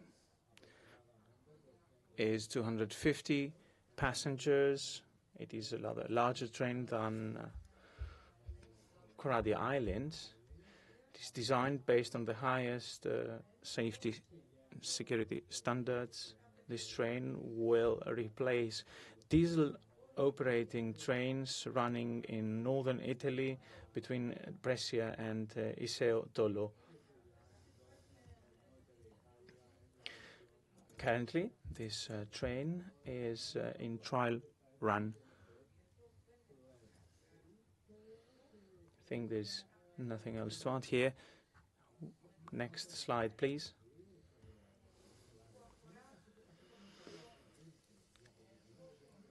Let's have a look at the overview.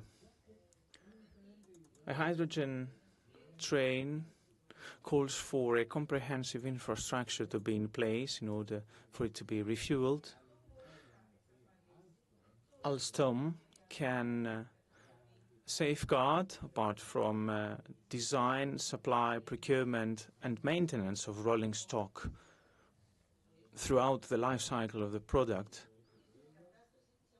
but can also safeguard the installation and ensure that the battery refueling systems are in place and maintained through its vendors. Of course, this varies from project to project, and the local community needs are diverse, as well as the end users' needs vary. The specifications might be different from one place to the other. Nevertheless, our objective is the same, namely design sustainable, smart, green solutions to meet everybody's transport need. I really tried to be very brief and to have a compact information being presented, but there's an interesting video on the green mobility solutions that Alstom has to propose. Thank you very much.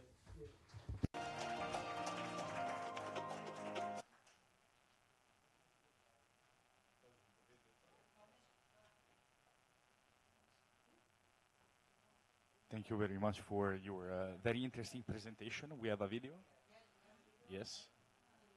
And then if you have a question, let me know and I will give you the microphone.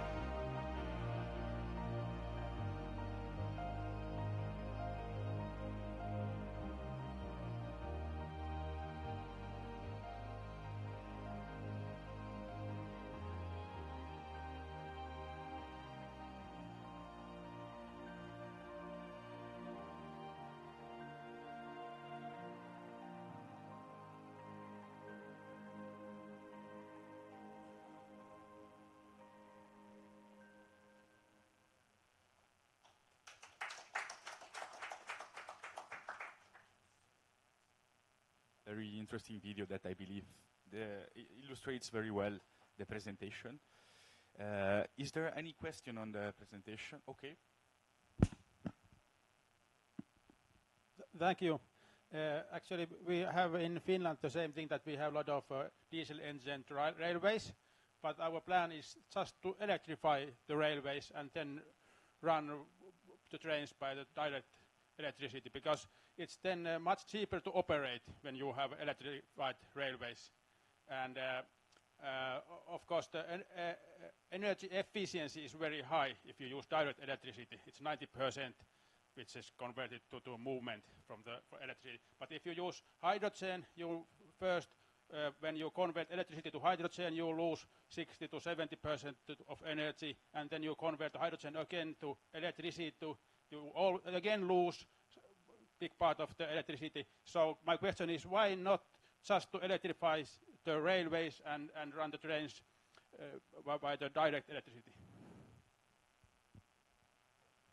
Are there any other questions that we can collect? Okay.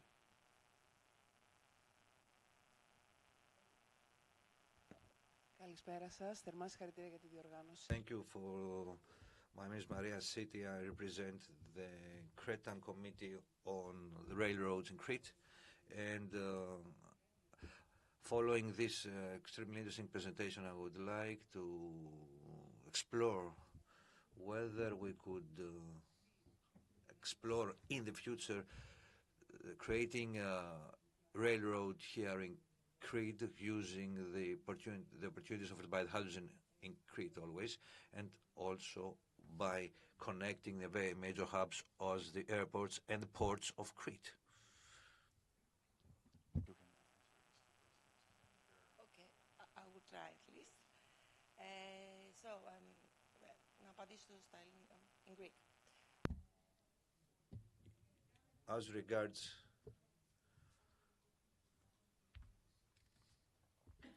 we're waiting for her to go to the podium.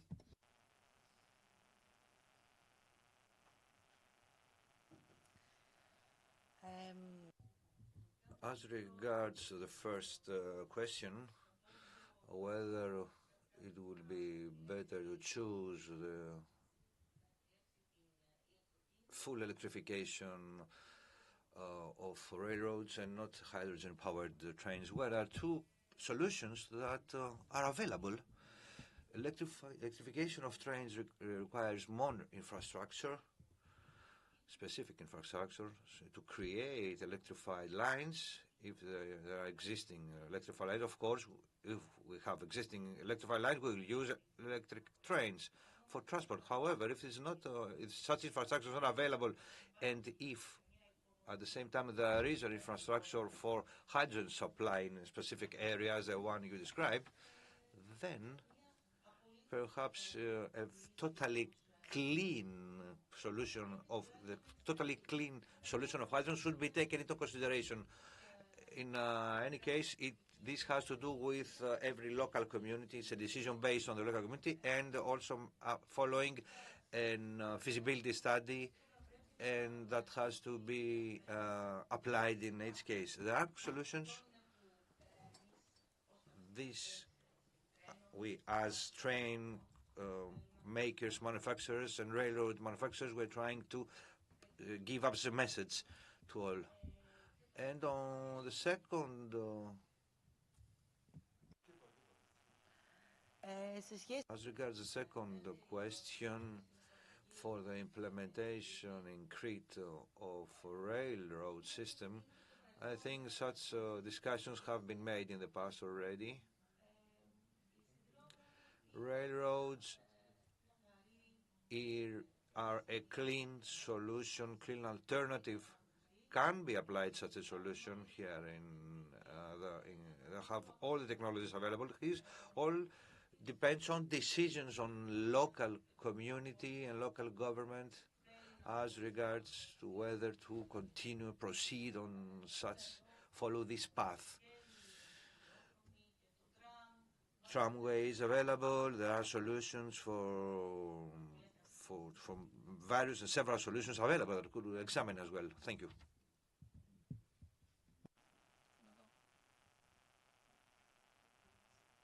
Thank you very much.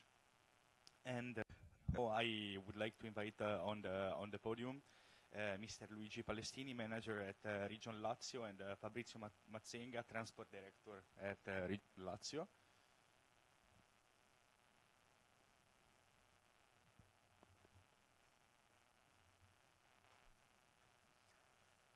Hello to everybody.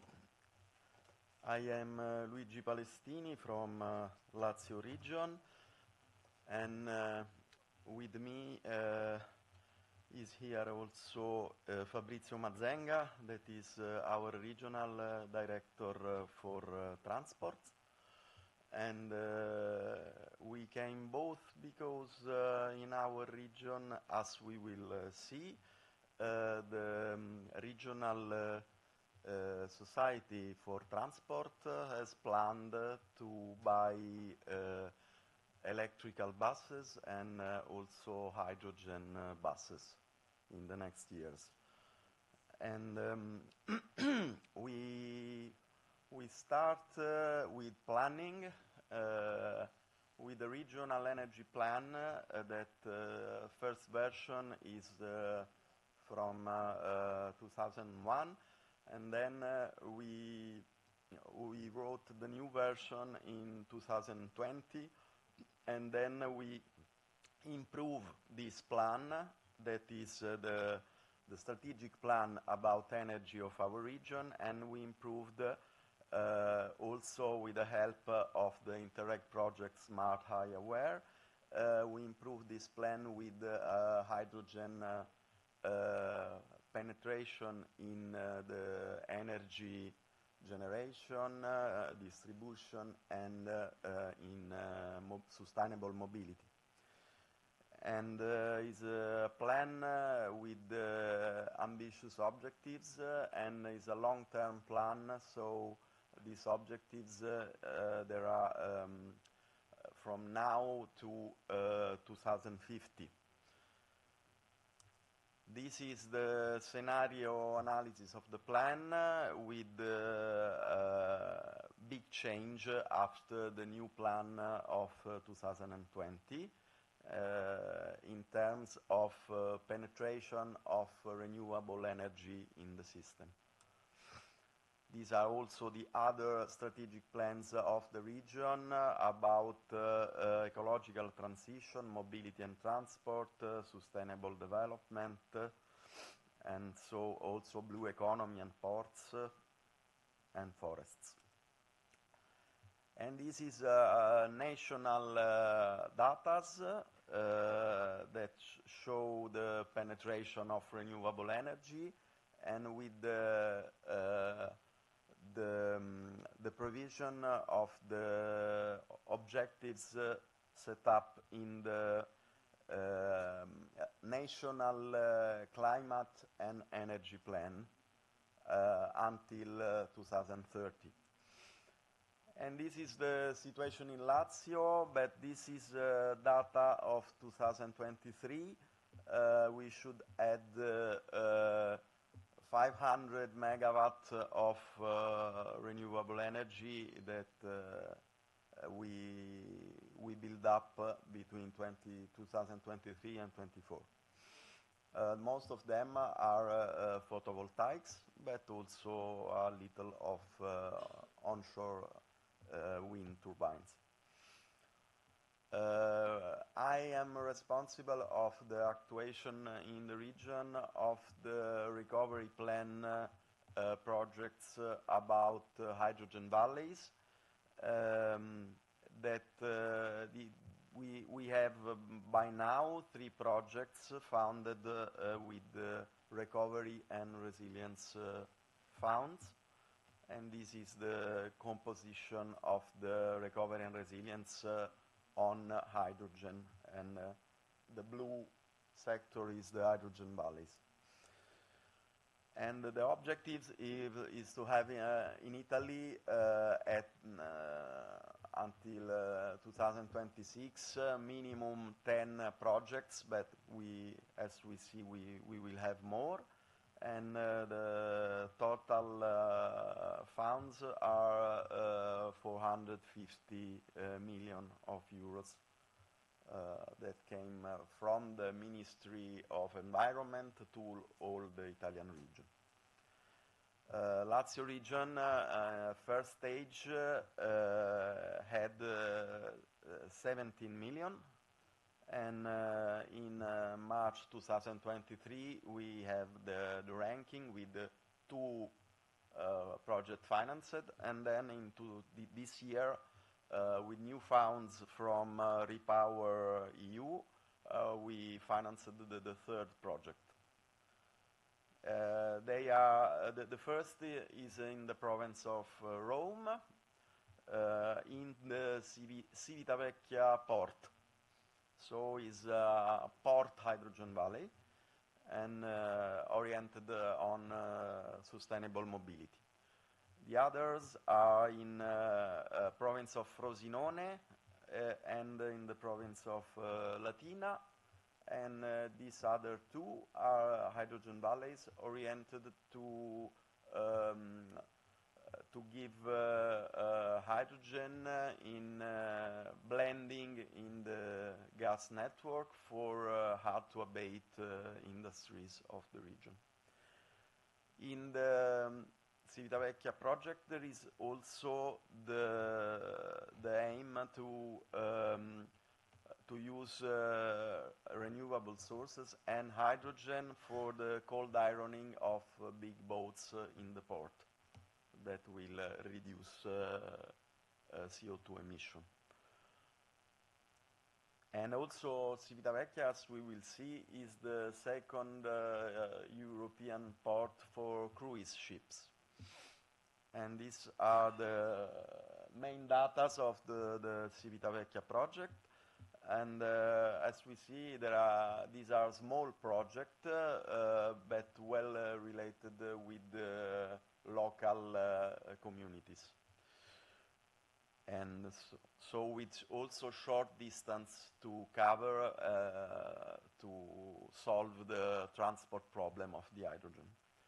This is the second project in the southern part of Lazio, and this is a big partnership with ENGIE services and also a society that works with gas lines and networks.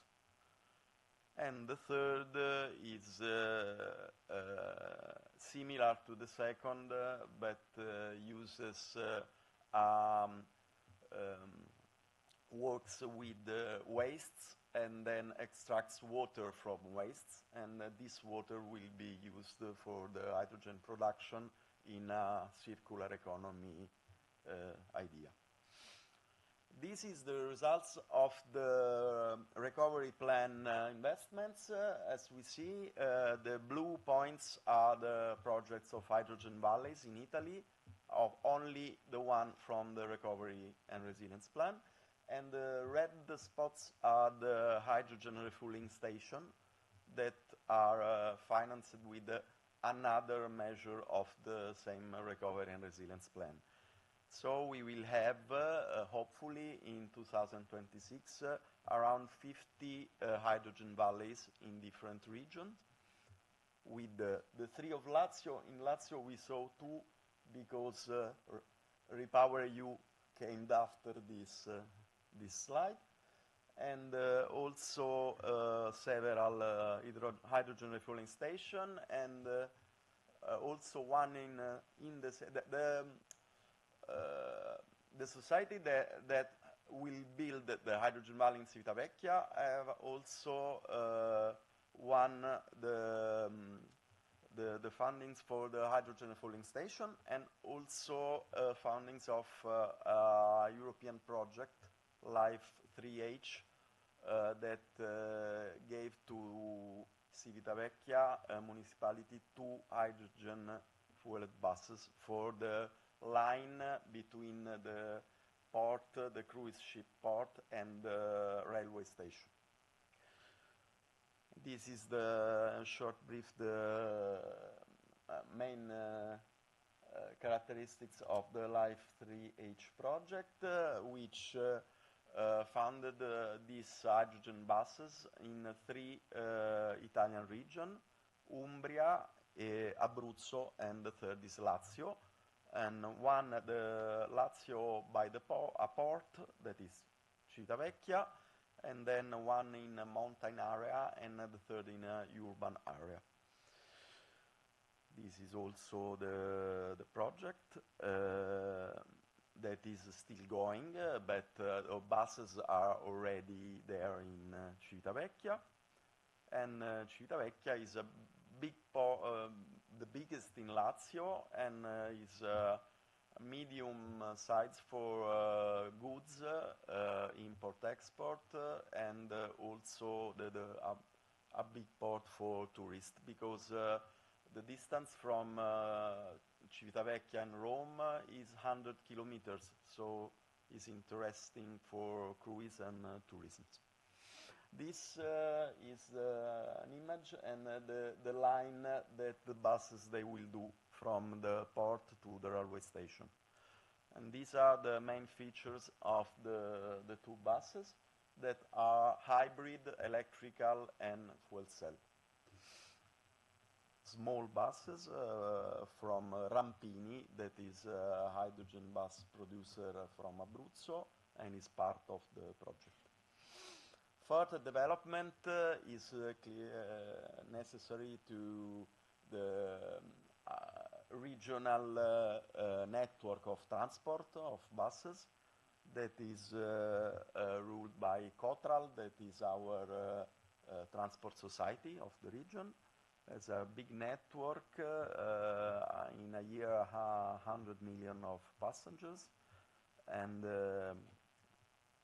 the sole shareholder is our region, and choose to electrify, so to change some buses into electrical buses, and also next also to buy hydrogen buses. And the main line, the first that are in the plan is from Civitavecchia to the Vatican State inside Rome, and from the Fiumicino airport to the city. This is about also our plan in the region and in our conference. And this is some data from the Clean Hydrogen Partnership study on hydrogen ports. So in the future, a big demand of hydrogen will be in ports. And it's important to look for this objective and for the role of the ports in the Mediterranean. These are the data of the study with the demand in ports and outside from the ports. And this is from European Hydrogen Observatory, the potential of production in terms of financed projects for hydrogen valleys. And so Italy, Greece, France, Spain are on the Mediterranean and are potential medium and big producers with hydrogen valleys. Then it's necessary, as shown in the Clean Hydrogen Alliance report, a great cooperation between region and to improve, to find synergies, to exchange best practices, to make this hydrogen valleys production grow in a sustainable way and with an eye to the interest of the region involved.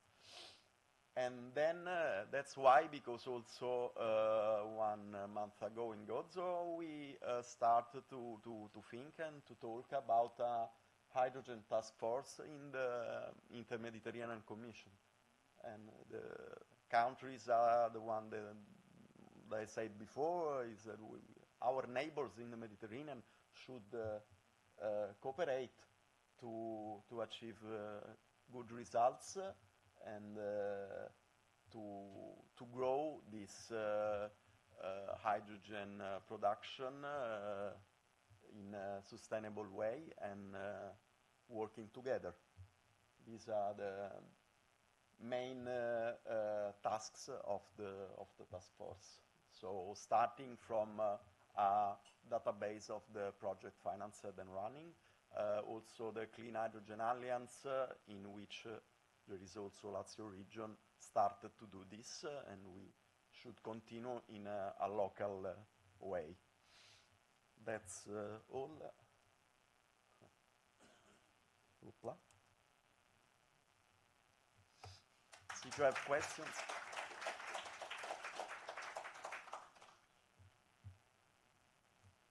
If you have any question, I will give you the floor.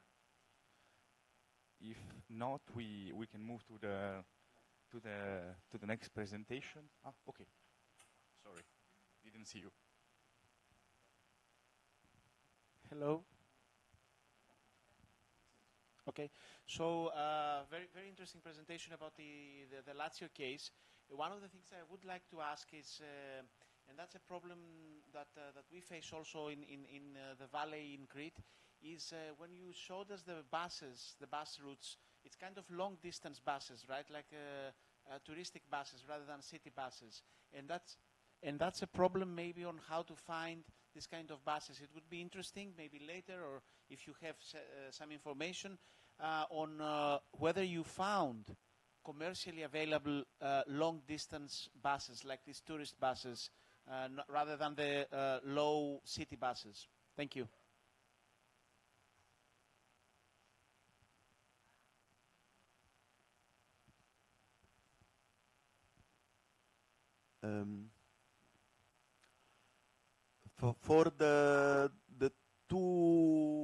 For the line in Civitavecchia that I shown in the presentation, the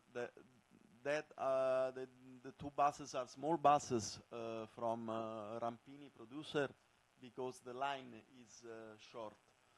And for the further development of the sustainable mobility in the region, maybe I will find out our possible producers, and I will share this information with you.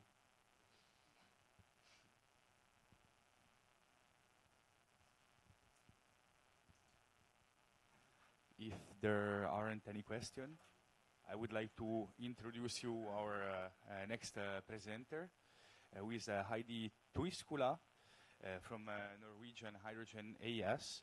Heidi, are you connected? Yes, I am. Great. Welcome. The floor is yours. We are looking forward to hear you. Thank you very much. Good morning, everyone. Thank you for having me here today. It's an honor to speak about a topic that's vital to the future of maritime regions, our transition to sustainable clean energy. I'm especially excited to share insights from the EU co-funded Conway project, which is an example of how maritime ports can act as hubs for green energy solutions.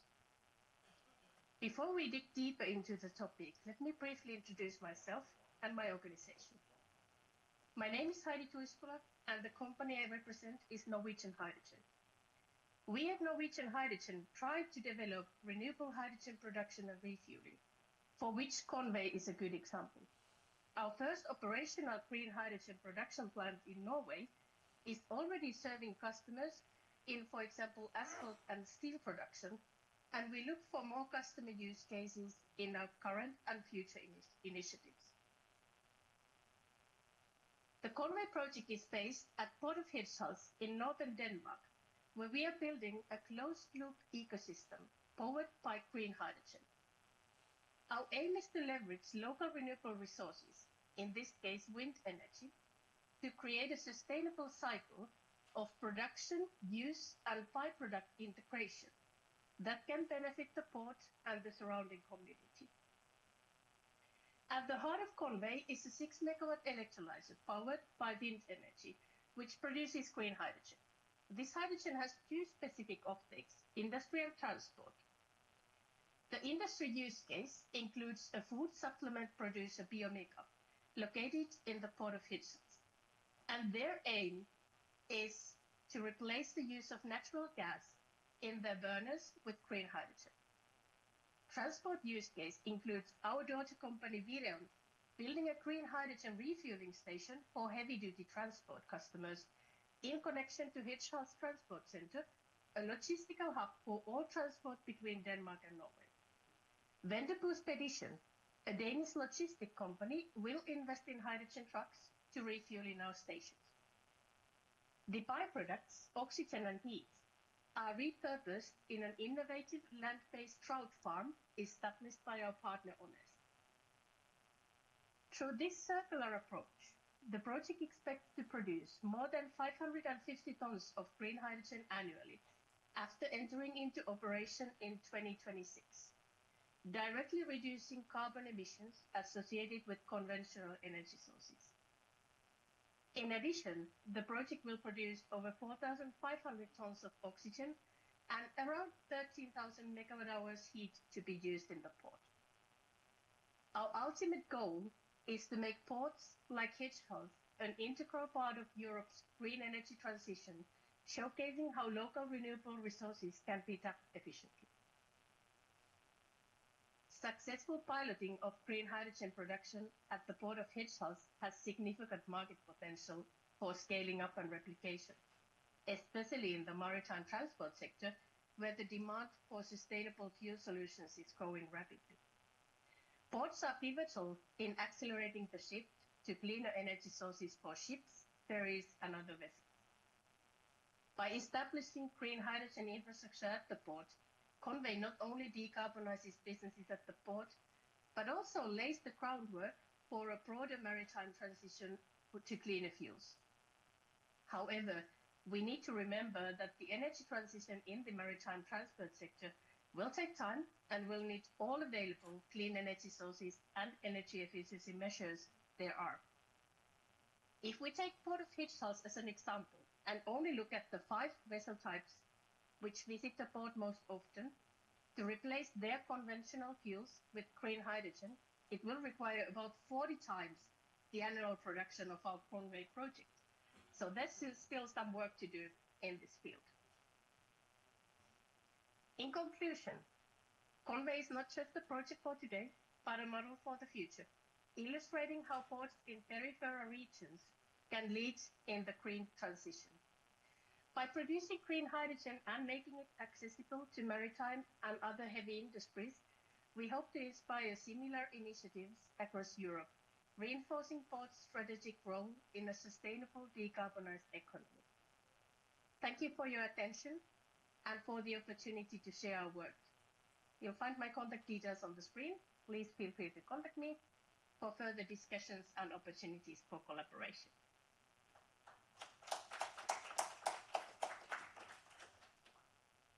Thank you, Heidi, for showcasing such an interesting project.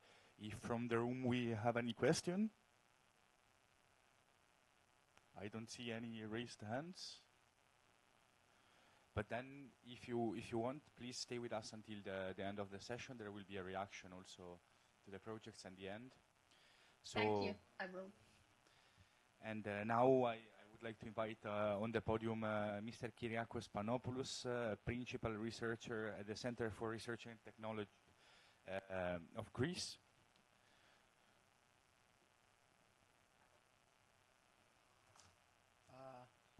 Thank you for the introduction. Thank you. I'm very happy to be here with all of you.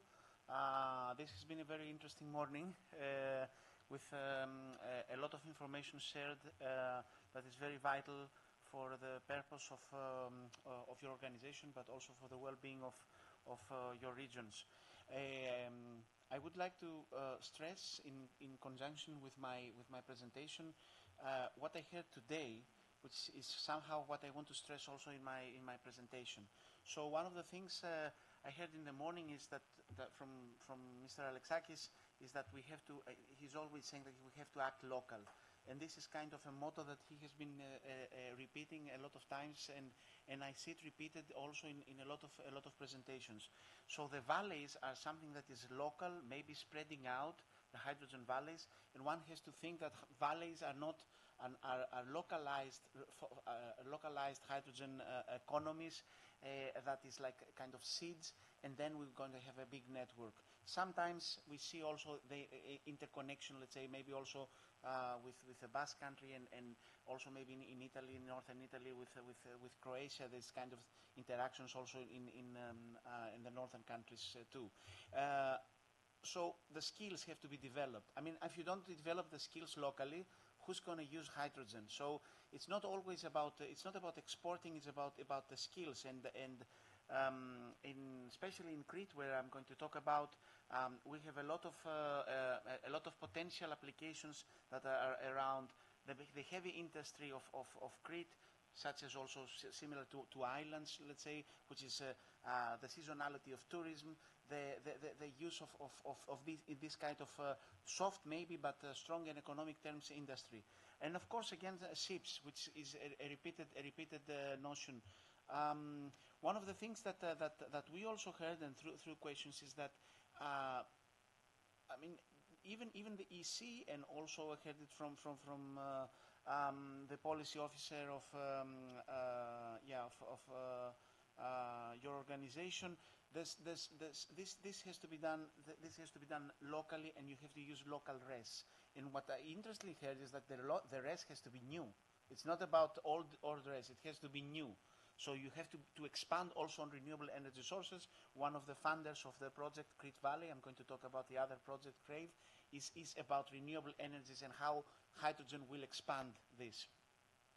So the funding has to be, and you have to, let's say, require more and more. The Commission is, of course, giving all its best right now because the big bet is on hydrogen. The IPCEI projects, the innovation actions are where you have to look for the money. It's still not commercial. It's not photovoltaics.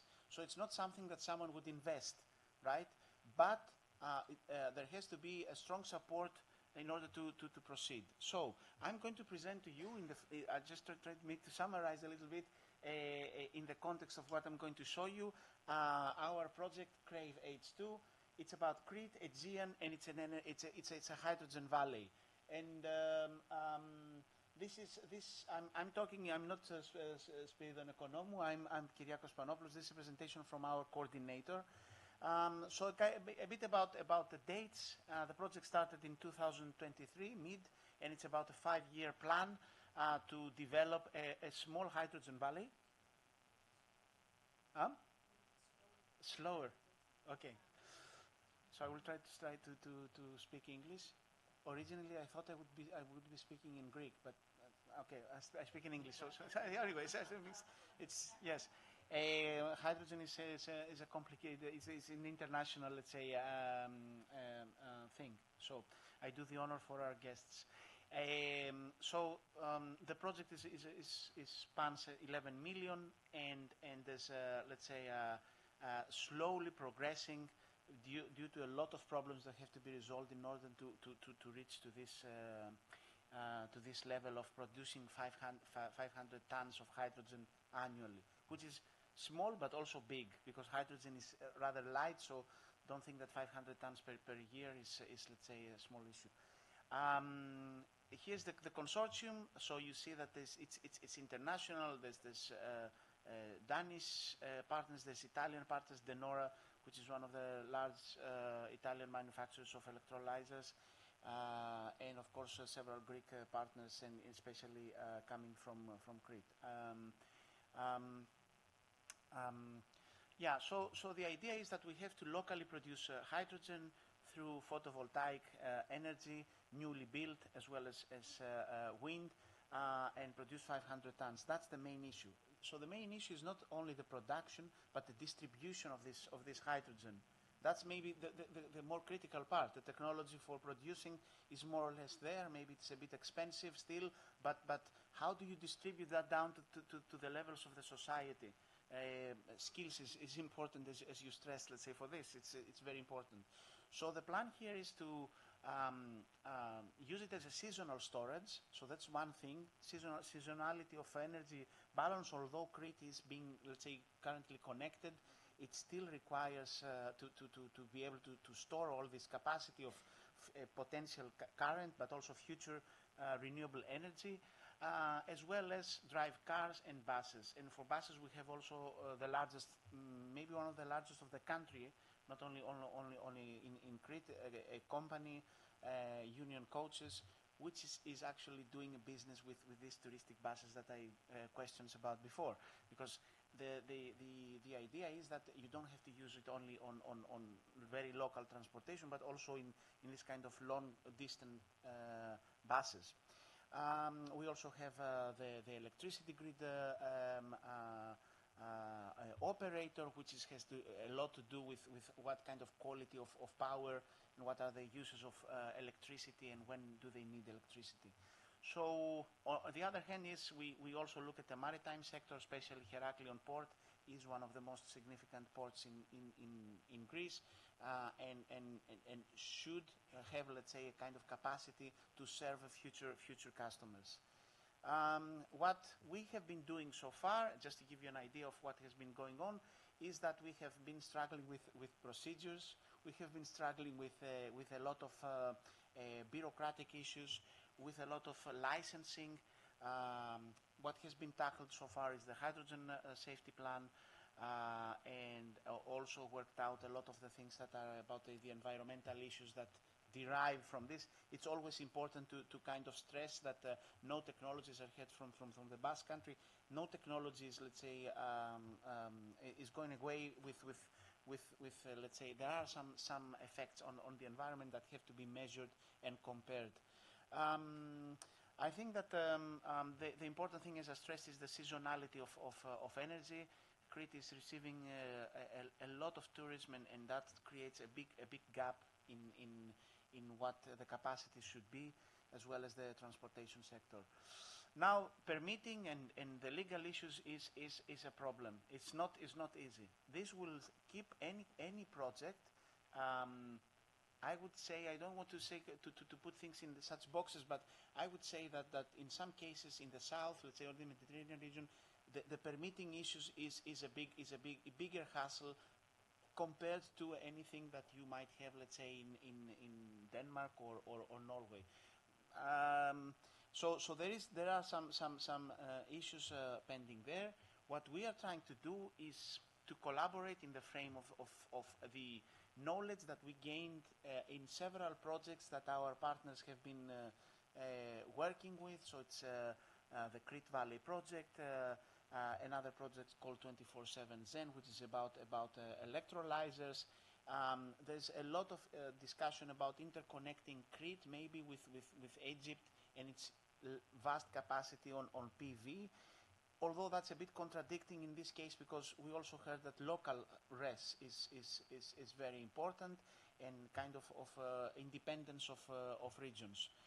I think that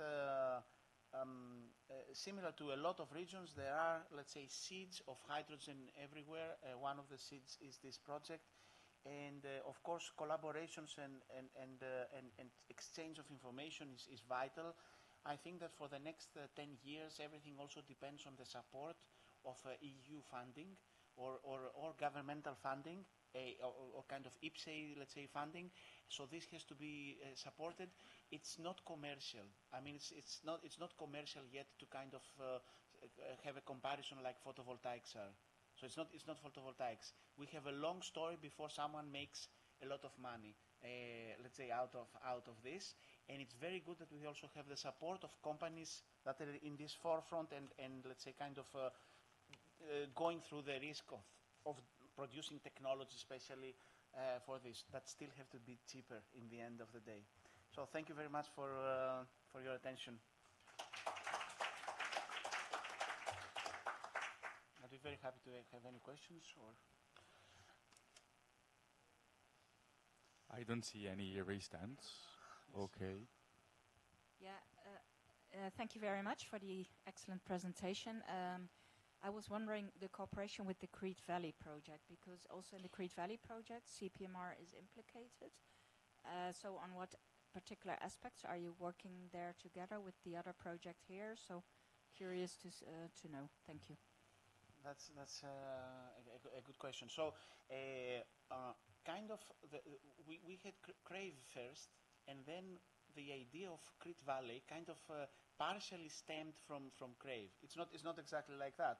So all the partners, or the critical partners in Crave H2, the one I showed you, is part of Crete Valley, and Crete Valley is a kind of a big add-on, a big expansion on the level of buses, on the level of fuel cell capacity that we have, let's say, envisaged in the Crave H2 project.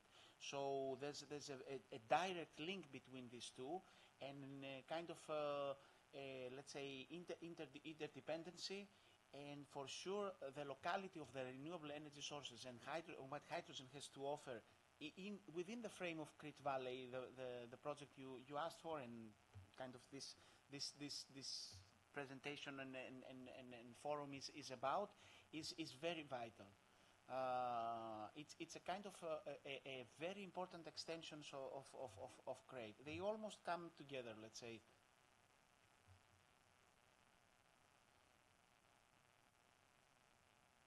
Thank you very much. Thank you too.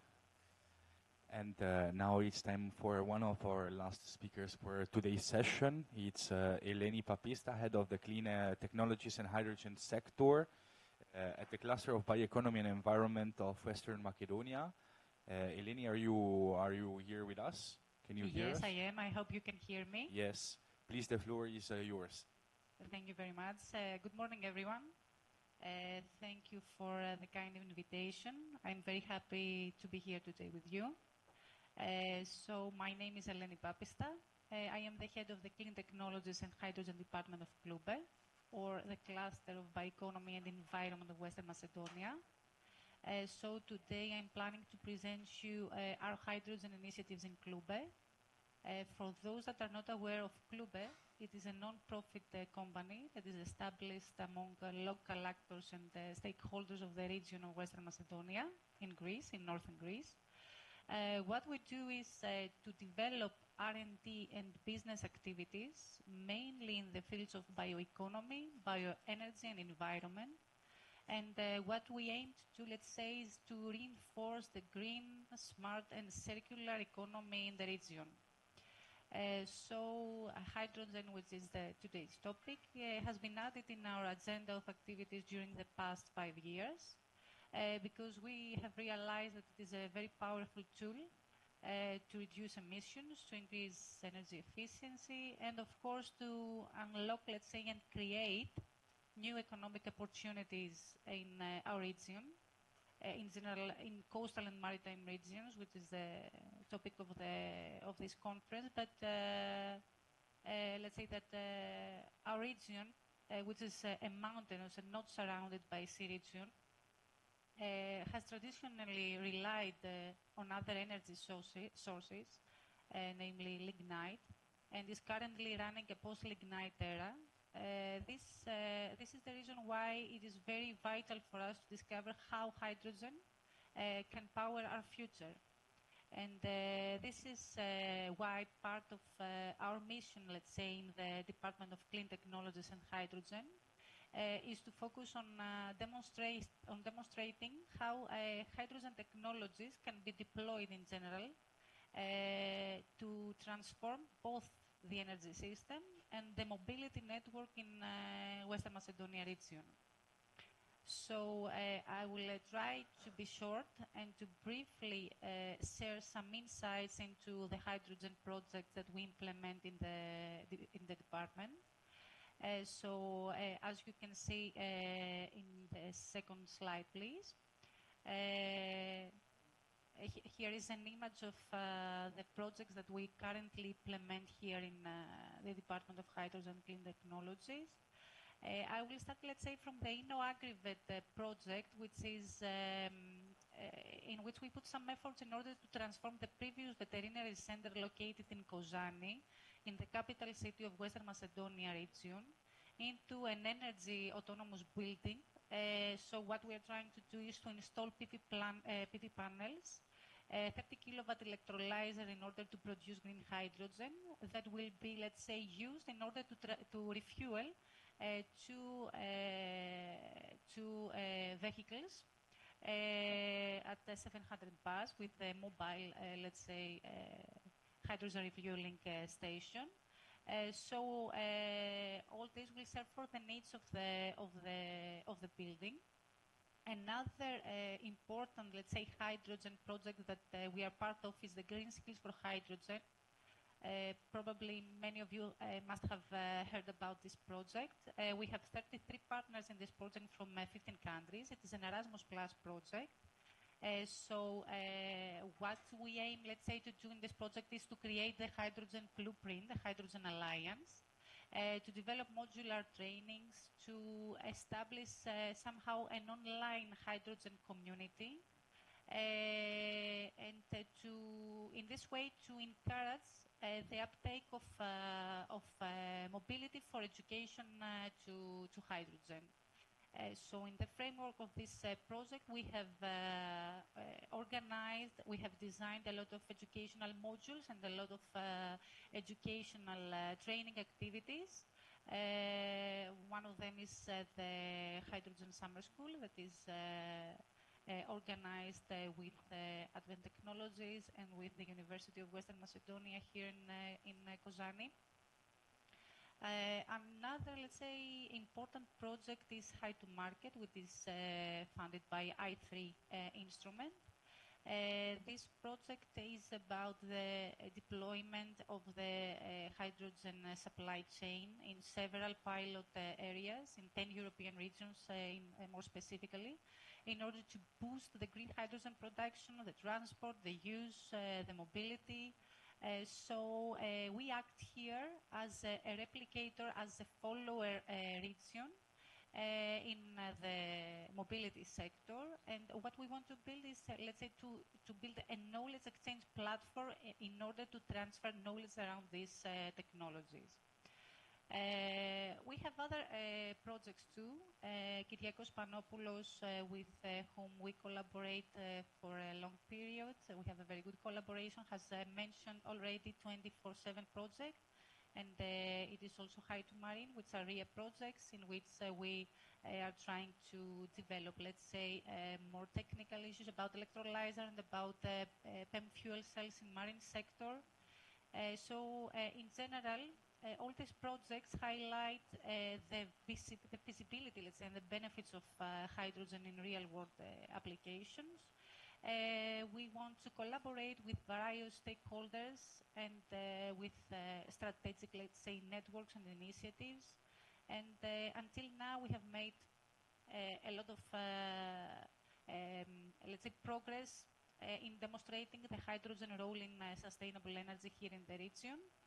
And I would like to spend a few time more on Live Green Corn, on let's say an initiative that is a significant milestone here for the Western Macedonia region and for its transition to sustainable energy through hydrogen. It is a very new project that has begun this September. It is an ambitious one project with a 5-year duration. It is supported by the EU's Life Climate Action program, and it has contributed around 3 million euros in funding. And as you can see in this slide, the consortium is mainly national players. We only have a European partner. It is ETSEA. It is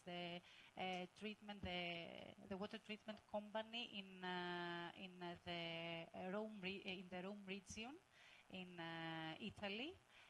So all the other partners are national Greek players and local ones coming from the region of Western Macedonia, which shows, it highlights, let's say, the commitment of the regional partners and of the national partners to hydrogen initiatives. Could you please go to the next slide? Because I would like to show you what we do in this project. We want to install a 500 kilowatt electrolyzer that will produce green hydrogen through PPA, through power purchase agreement. This green hydrogen that will be produced will be used in order to fuel sustainable mobility here in the region of Kozani, of the capital city, as I said before, of Western Macedonia region, as well as to Thessaloniki, the capital of the North Macedonia, the second biggest city in Greece. Hydrogen will be distributed via a hydrogen refueling station in three different pressures, 300, 200, and 700 bars. It will be used in order to fuel hydrogen fuel cell electric vehicles. Among them, most will be municipal, will belong in the municipal fleets. It will be one garbage truck, one road sweeper, 5 passenger cars, and 6 scooters. I would like to mention here that this will be the funded vehicles from Greenhorn, because we have promised and we are planning to procure other vehicles in order to, let's say, to unlock the opportunities for a hydrogen economy here in the region. The excess of hydrogen that will be produced, because the amount of hydrogen that will be produced per day will be 210 kilograms. So the excess of hydrogen will be transported to Thessaloniki, to an HRS that will be constructed in the next years from DEPA, via a dedicated hydrogen trailer that will deploy nanofiber cardboard tubes that will be constructed by BNT Composites, a local company located here in Florina, one of the cities, one of the municipalities of Western Macedonia region. A centralized IT platform will be also part of the project in order to optimize the operation and to support the replication of this model. It will also manage all data for efficiency, and let's say that it will help other regions to adopt similar hydrogen and circular economy initiatives. Last but not least, the project will be designed in order to grow in a modular way, with additional feasibility studies that are planned, let's say, to find more sources of hydrogen and to expand the vision of circular economy here in Western Macedonia. Sewage sludge will be the source, and it will leverage the wastewater treatment plants in 2 regions, the region of Western Macedonia, where the Athima, the waste manager treatment here in the intermunicipality waste manager treatment here in Western Macedonia region, it will use anaerobic digestion in order to produce hydrogen from sewage sludge, while Atsea, that is located in Rome, as I said before, it will focus on another treatment process, on plasma analysis of digestate in order to extract hydrogen from sewage sludge. Let's say, as a conclusion, there is a huge, I would like to say, potential for hydrogen technology deployment in our area that does not yet produce any hydrogen, and not green hydrogen, of course, until now. And we are committed to advance such kind of hydrogen projects that we consider that empower our region and build in somehow a sustainable economy. So I would like to thank you for your attention, and of course I am looking forward to any possible question that you may have. Thank you.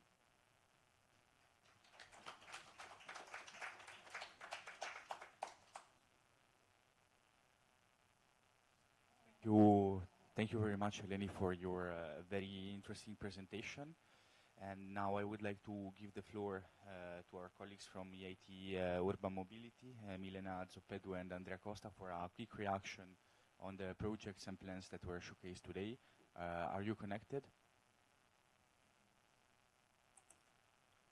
Yes, hello to everybody. So my name is Andrea Costa. I'm the innovation officer for developing the business market of alternative fuels and hydrogen on EIT Urban Mobility. EIT Urban Mobility, as stressed yesterday by my colleague Milena Zoppedu, is an operative branch of EIT, that is the Institutional European Institution of Technology and Innovation, and basically we are devoted in investing in innovative technology for decarbonization of urban areas, I would say.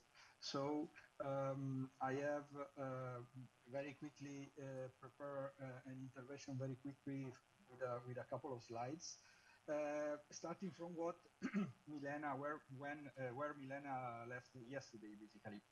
So we invest in also in hydrogen, of course, especially on those technology that can be helpful for, I would say, helping, supporting hydrogen diffusion in the short or mid-term, as also mentioned a lot in this meeting. One of the main problem of hydrogen technology today is the costs, but also we also think that the cost of hydrogen technology is due basically because we need to think in probably in a more longer period for the return on the investment. And secondly, we, at least our approach is to invest in step by step. So avoid all the unnecessary, I would say, overstructure of the technology, but rather following which is the demand of green hydrogen. And of course, we are devoted to invest in demand rather than production for two reasons. First, because our mission is mobility, so and user. And secondly, because we think that green hydrogen, at the end of the day, doesn't make any exception compared with other products on the market. So if we are able to create demand for green hydrogen, then production, of course, will follow. So those are some examples following this approach of the project that we have already founded. And as you can see, most of them are devoted to reduction of this initial cost of technology and also exploitation. In this sense, we have already founded a project devoted to retrofitting kits for transforming diesel train into hydrogen combustion engine trains that we consider is a very good approach for this short middle term of reconversion, especially for countries in East Europe.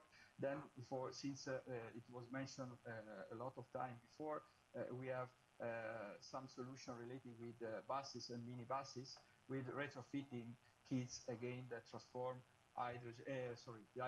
diesel train, diesel buses into fuel cell buses, also taking into account the reuse and of existing platform that also in a sense of circular economy, but also reusing and reducing the capex for the bus operator. The last call that we have launched, that is closed some weeks ago, was dealing with the Transport Hydrogen Crete station. So station dispensing hydrogen that can be deployed in less than 1 week in any cities or ports in Europe, in less than 1 week, and compliant with the AFIR requirements, so with medium big fleet of vehicles, and so on. So this is how we invest in hydrogen. So we can go to the next slide quickly. And this is our experience. Today, up to today, we have already launched more than 250 pilots project demonstration of this technology, in which we invest in more than 110 cities, all in all Europe. This is probably the most our added value that we provide to our big network of partners, both public and private. So if we can go to the next slides. The next slide. Okay, thank you. We would like to do the same with ports. Of course, there are ports that are already part of our network, together with city councils, operator, and so on. But since, for what has been said before, we consider ports very strategic for two reasons. Well, for many reasons, in fact. What we can add it on top of what was already said, we consider port that probably the most contaminated area close to the urban city, so it's important to start with them, and also because there are some advantages working with ports that are industrial area that enjoy also some autonomy at the decision-making level. So this makes them perfect to test new technology. So this is the idea, and this is the last slide that I would like to present to you. Thank you. And for this idea, we would like, and this is mostly the reason why we are here with you today, we would like to have your feedback. Probably, eventually not today, but also sending us an email or whatever. The idea is to launch a program by 2026 in which we would like to see a transformation of the port not only as logistic and industrial area or energy hub as has been said, for today, but rather to transform it, to help the support their transformation into living labs of new technology for decarbonization. So how we meant to do this? Basically providing to ports, but also to the city, as we have been done already, but especially to the port, different alternatives for decarbonization solution, offshore, inshore, logistic, and transport, so they can pick up and integrate their solution, this solution in their fleets, basically, and they can test it, and we can provide support to them to test these new solutions. So at the end of the demonstration period, they can decide if this solution can really help them to decarbonize or not. So this can be done in different ways. For example, from direct investment of EIT urban mobility, or eventually helping the management of cascade funding from other entities. This is what I think was said yesterday more in deep by my colleagues Milena. And at the end of this demonstration, we will have a very useful data set that can be shared in our community, so can be an example also for others to eventually retest the solution or simply discard the solution. So this is the idea of the program that we would like to launch in the next future. And if you are interested to provide some feedback, we will be very happy to have a feedback from you, so you can send us an email, or eventually we can have a face-to-face, I would say, appointment at the Hydrogen Week in Brussels in a couple of weeks, since we will be there. So that's all from my side. Thank you very much again for your invitation and to giving us the option to present to you this idea of program that we have in mind.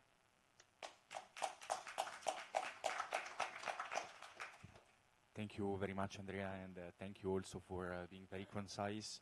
So now I would like to give the floor to George Alexakis, Vice Governor of Crete, to conclude this session.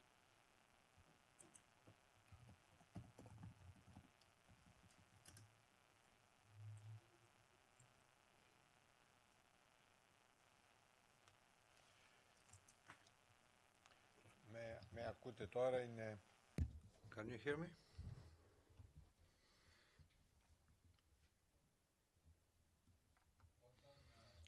When this morning I gave my introductory speech and I talked about the initiatives of the region of Crete as regards hydrogen, I did that being relatively proud about our efforts because, as we know, the region of Crete is the only region that has taken at least 2 or 3 steps on hydrogen. So I thought then that it was very important that we have created a committee. It's not fully operational, but we have already created this committee. Then I saw what has been done in northern countries of Europe. I realized the distance, the gap, active gap between Crete and other regions, and how more steps need to be taken in order to be in line with the efforts of other regions in Europe. As a conclusion, I will borrow from Louise the phrase that the new economy created by the hydrogen will benefit Europe in its entirety. And this is something you have to embrace, understand, and to this end we need to work and implement actions and projects on hydrogen. I would like to keep in mind that the production of hydrogen and consumption of hydrogen, where does the production take place and where does consumption take place? Yesterday I saw on the news that Germany is looking for hydrogen to fuel its industrial sector. However, this cannot be produced in Germany, but so that Germany is looking for corridor to import hydrogen to Germany. Where will this hydrogen be manufactured? It will be in areas that rely on renewables, especially where the renewables are relatively cheap. Is there an environmental cost related with the production of renewables? It is a very important question that could be answered. Each region can provide a different answer to this question. So where the hydrogen is manufactured and where it is consumed is a question that needs to be addressed in the future. It will be an active question, it will be a burning question that we'll have to deal with it in the upcoming years.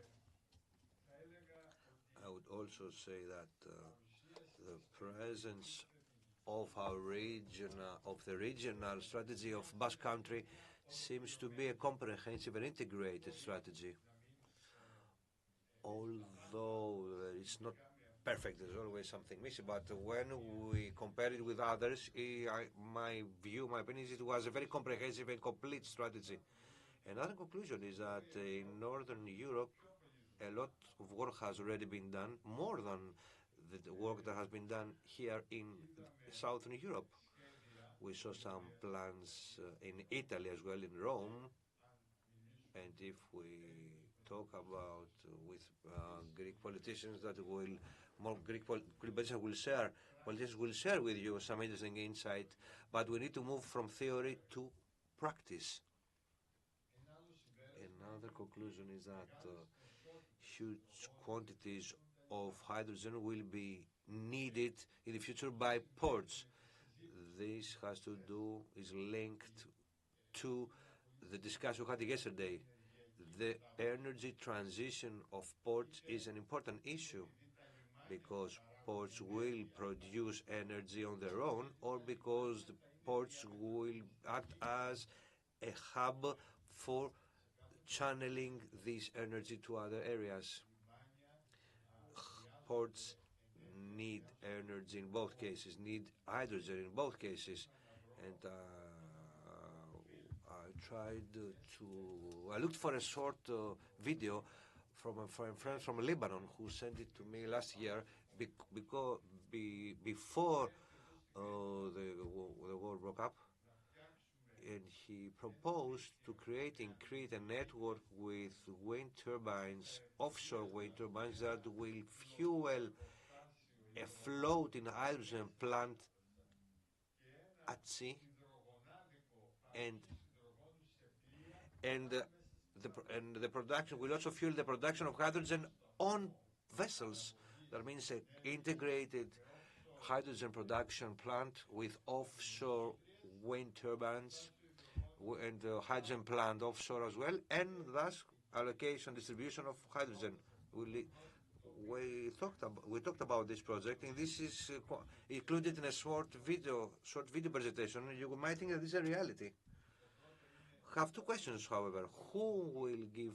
What about permitting? Who will give the authorization for such an installation, such a project?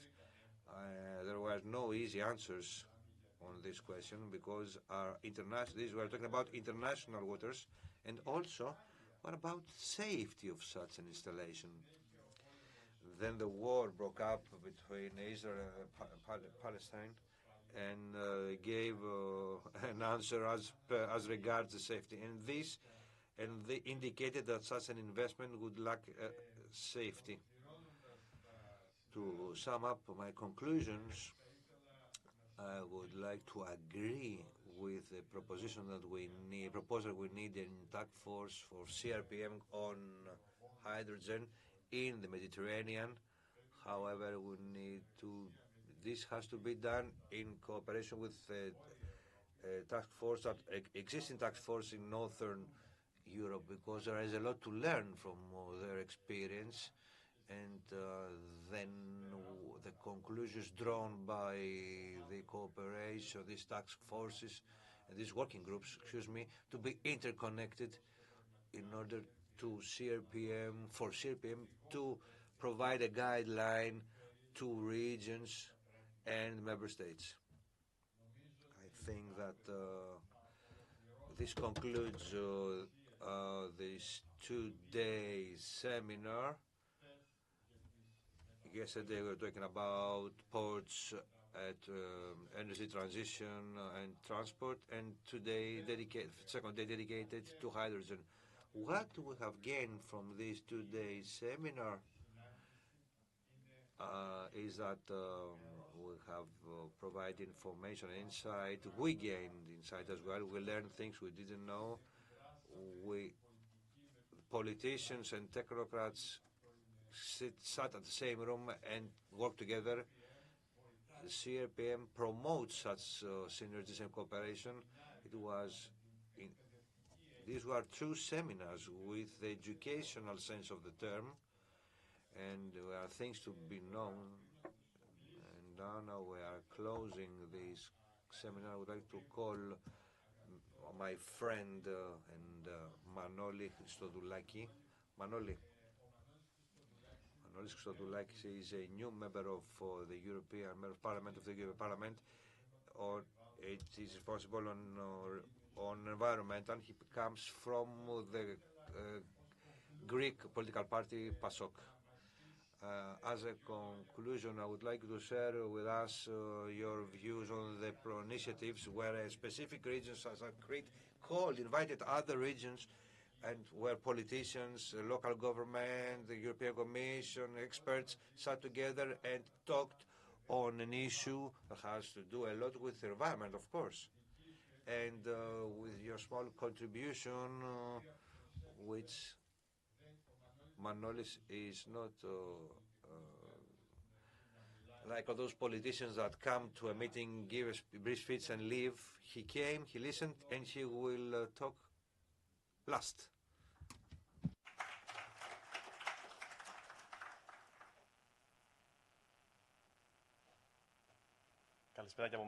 Good evening. Thank you, Yorgos, for all this, for inviting this for congratulations for this initiative.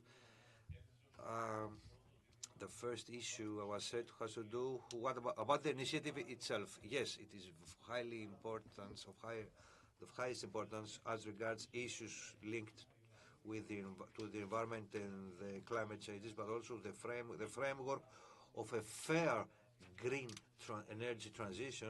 All the stakeholders included in these proceedings to find a common ground, to interact and discuss and exchange views, and to create a common denominator as regards, find a common denominator as regards the actions and initiatives for the upcoming years.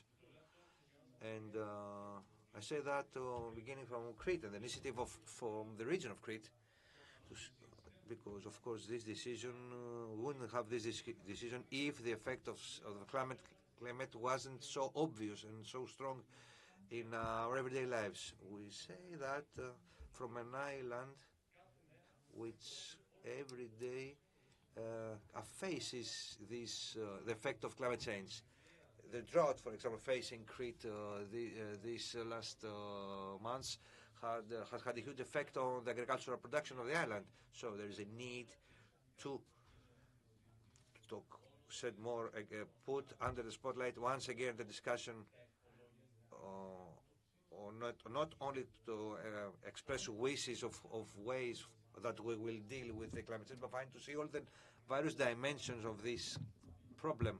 And yesterday we talked a lot about this, how we interconnect transport, especially maritime transport, and in conjunction with the specific geographical characteristics of Greece and its where it's located within Europe, and also linked to the fact that Greek ports are also commercial and tourist value. And how is this interconnected with environmental sustainability? And these had to be seen as two interconnected issues, but this is something that has not been discussed widely, adequately so far in Crete and in Greece and in the EU.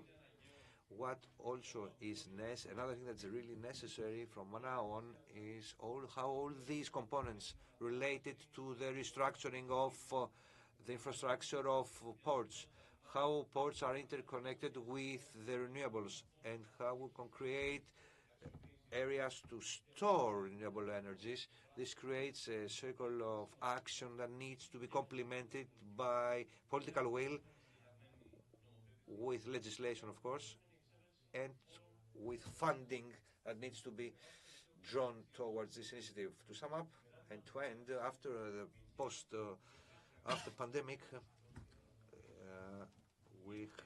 there is in the new fund for resilience and recovery that has to be oriented on finding solutions towards sustainability. I will set the base not only for facing the crisis we faced after the pandemic, also to adapt ourselves in the new demands of tackling with problems concerning the climate change. In Greece, this has not been utilized. We have made the best of these efforts. So what we should do, and we should also understand, is all institutions, all stakeholders, also the region on regional level, local governance, and the central government, and the municipalities, and at the European level, the European framework, who must interact and cooperate to find best practices that can be transported also in our country,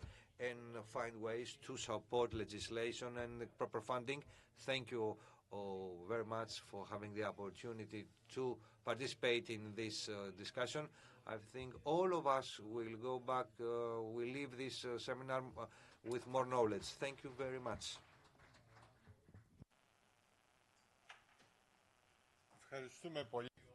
Thank you all for your participation. Thank you for staying in Heraklion and in Crete these 2 days. And I'm waiting for the next meeting here in Crete once again. Thank you very much.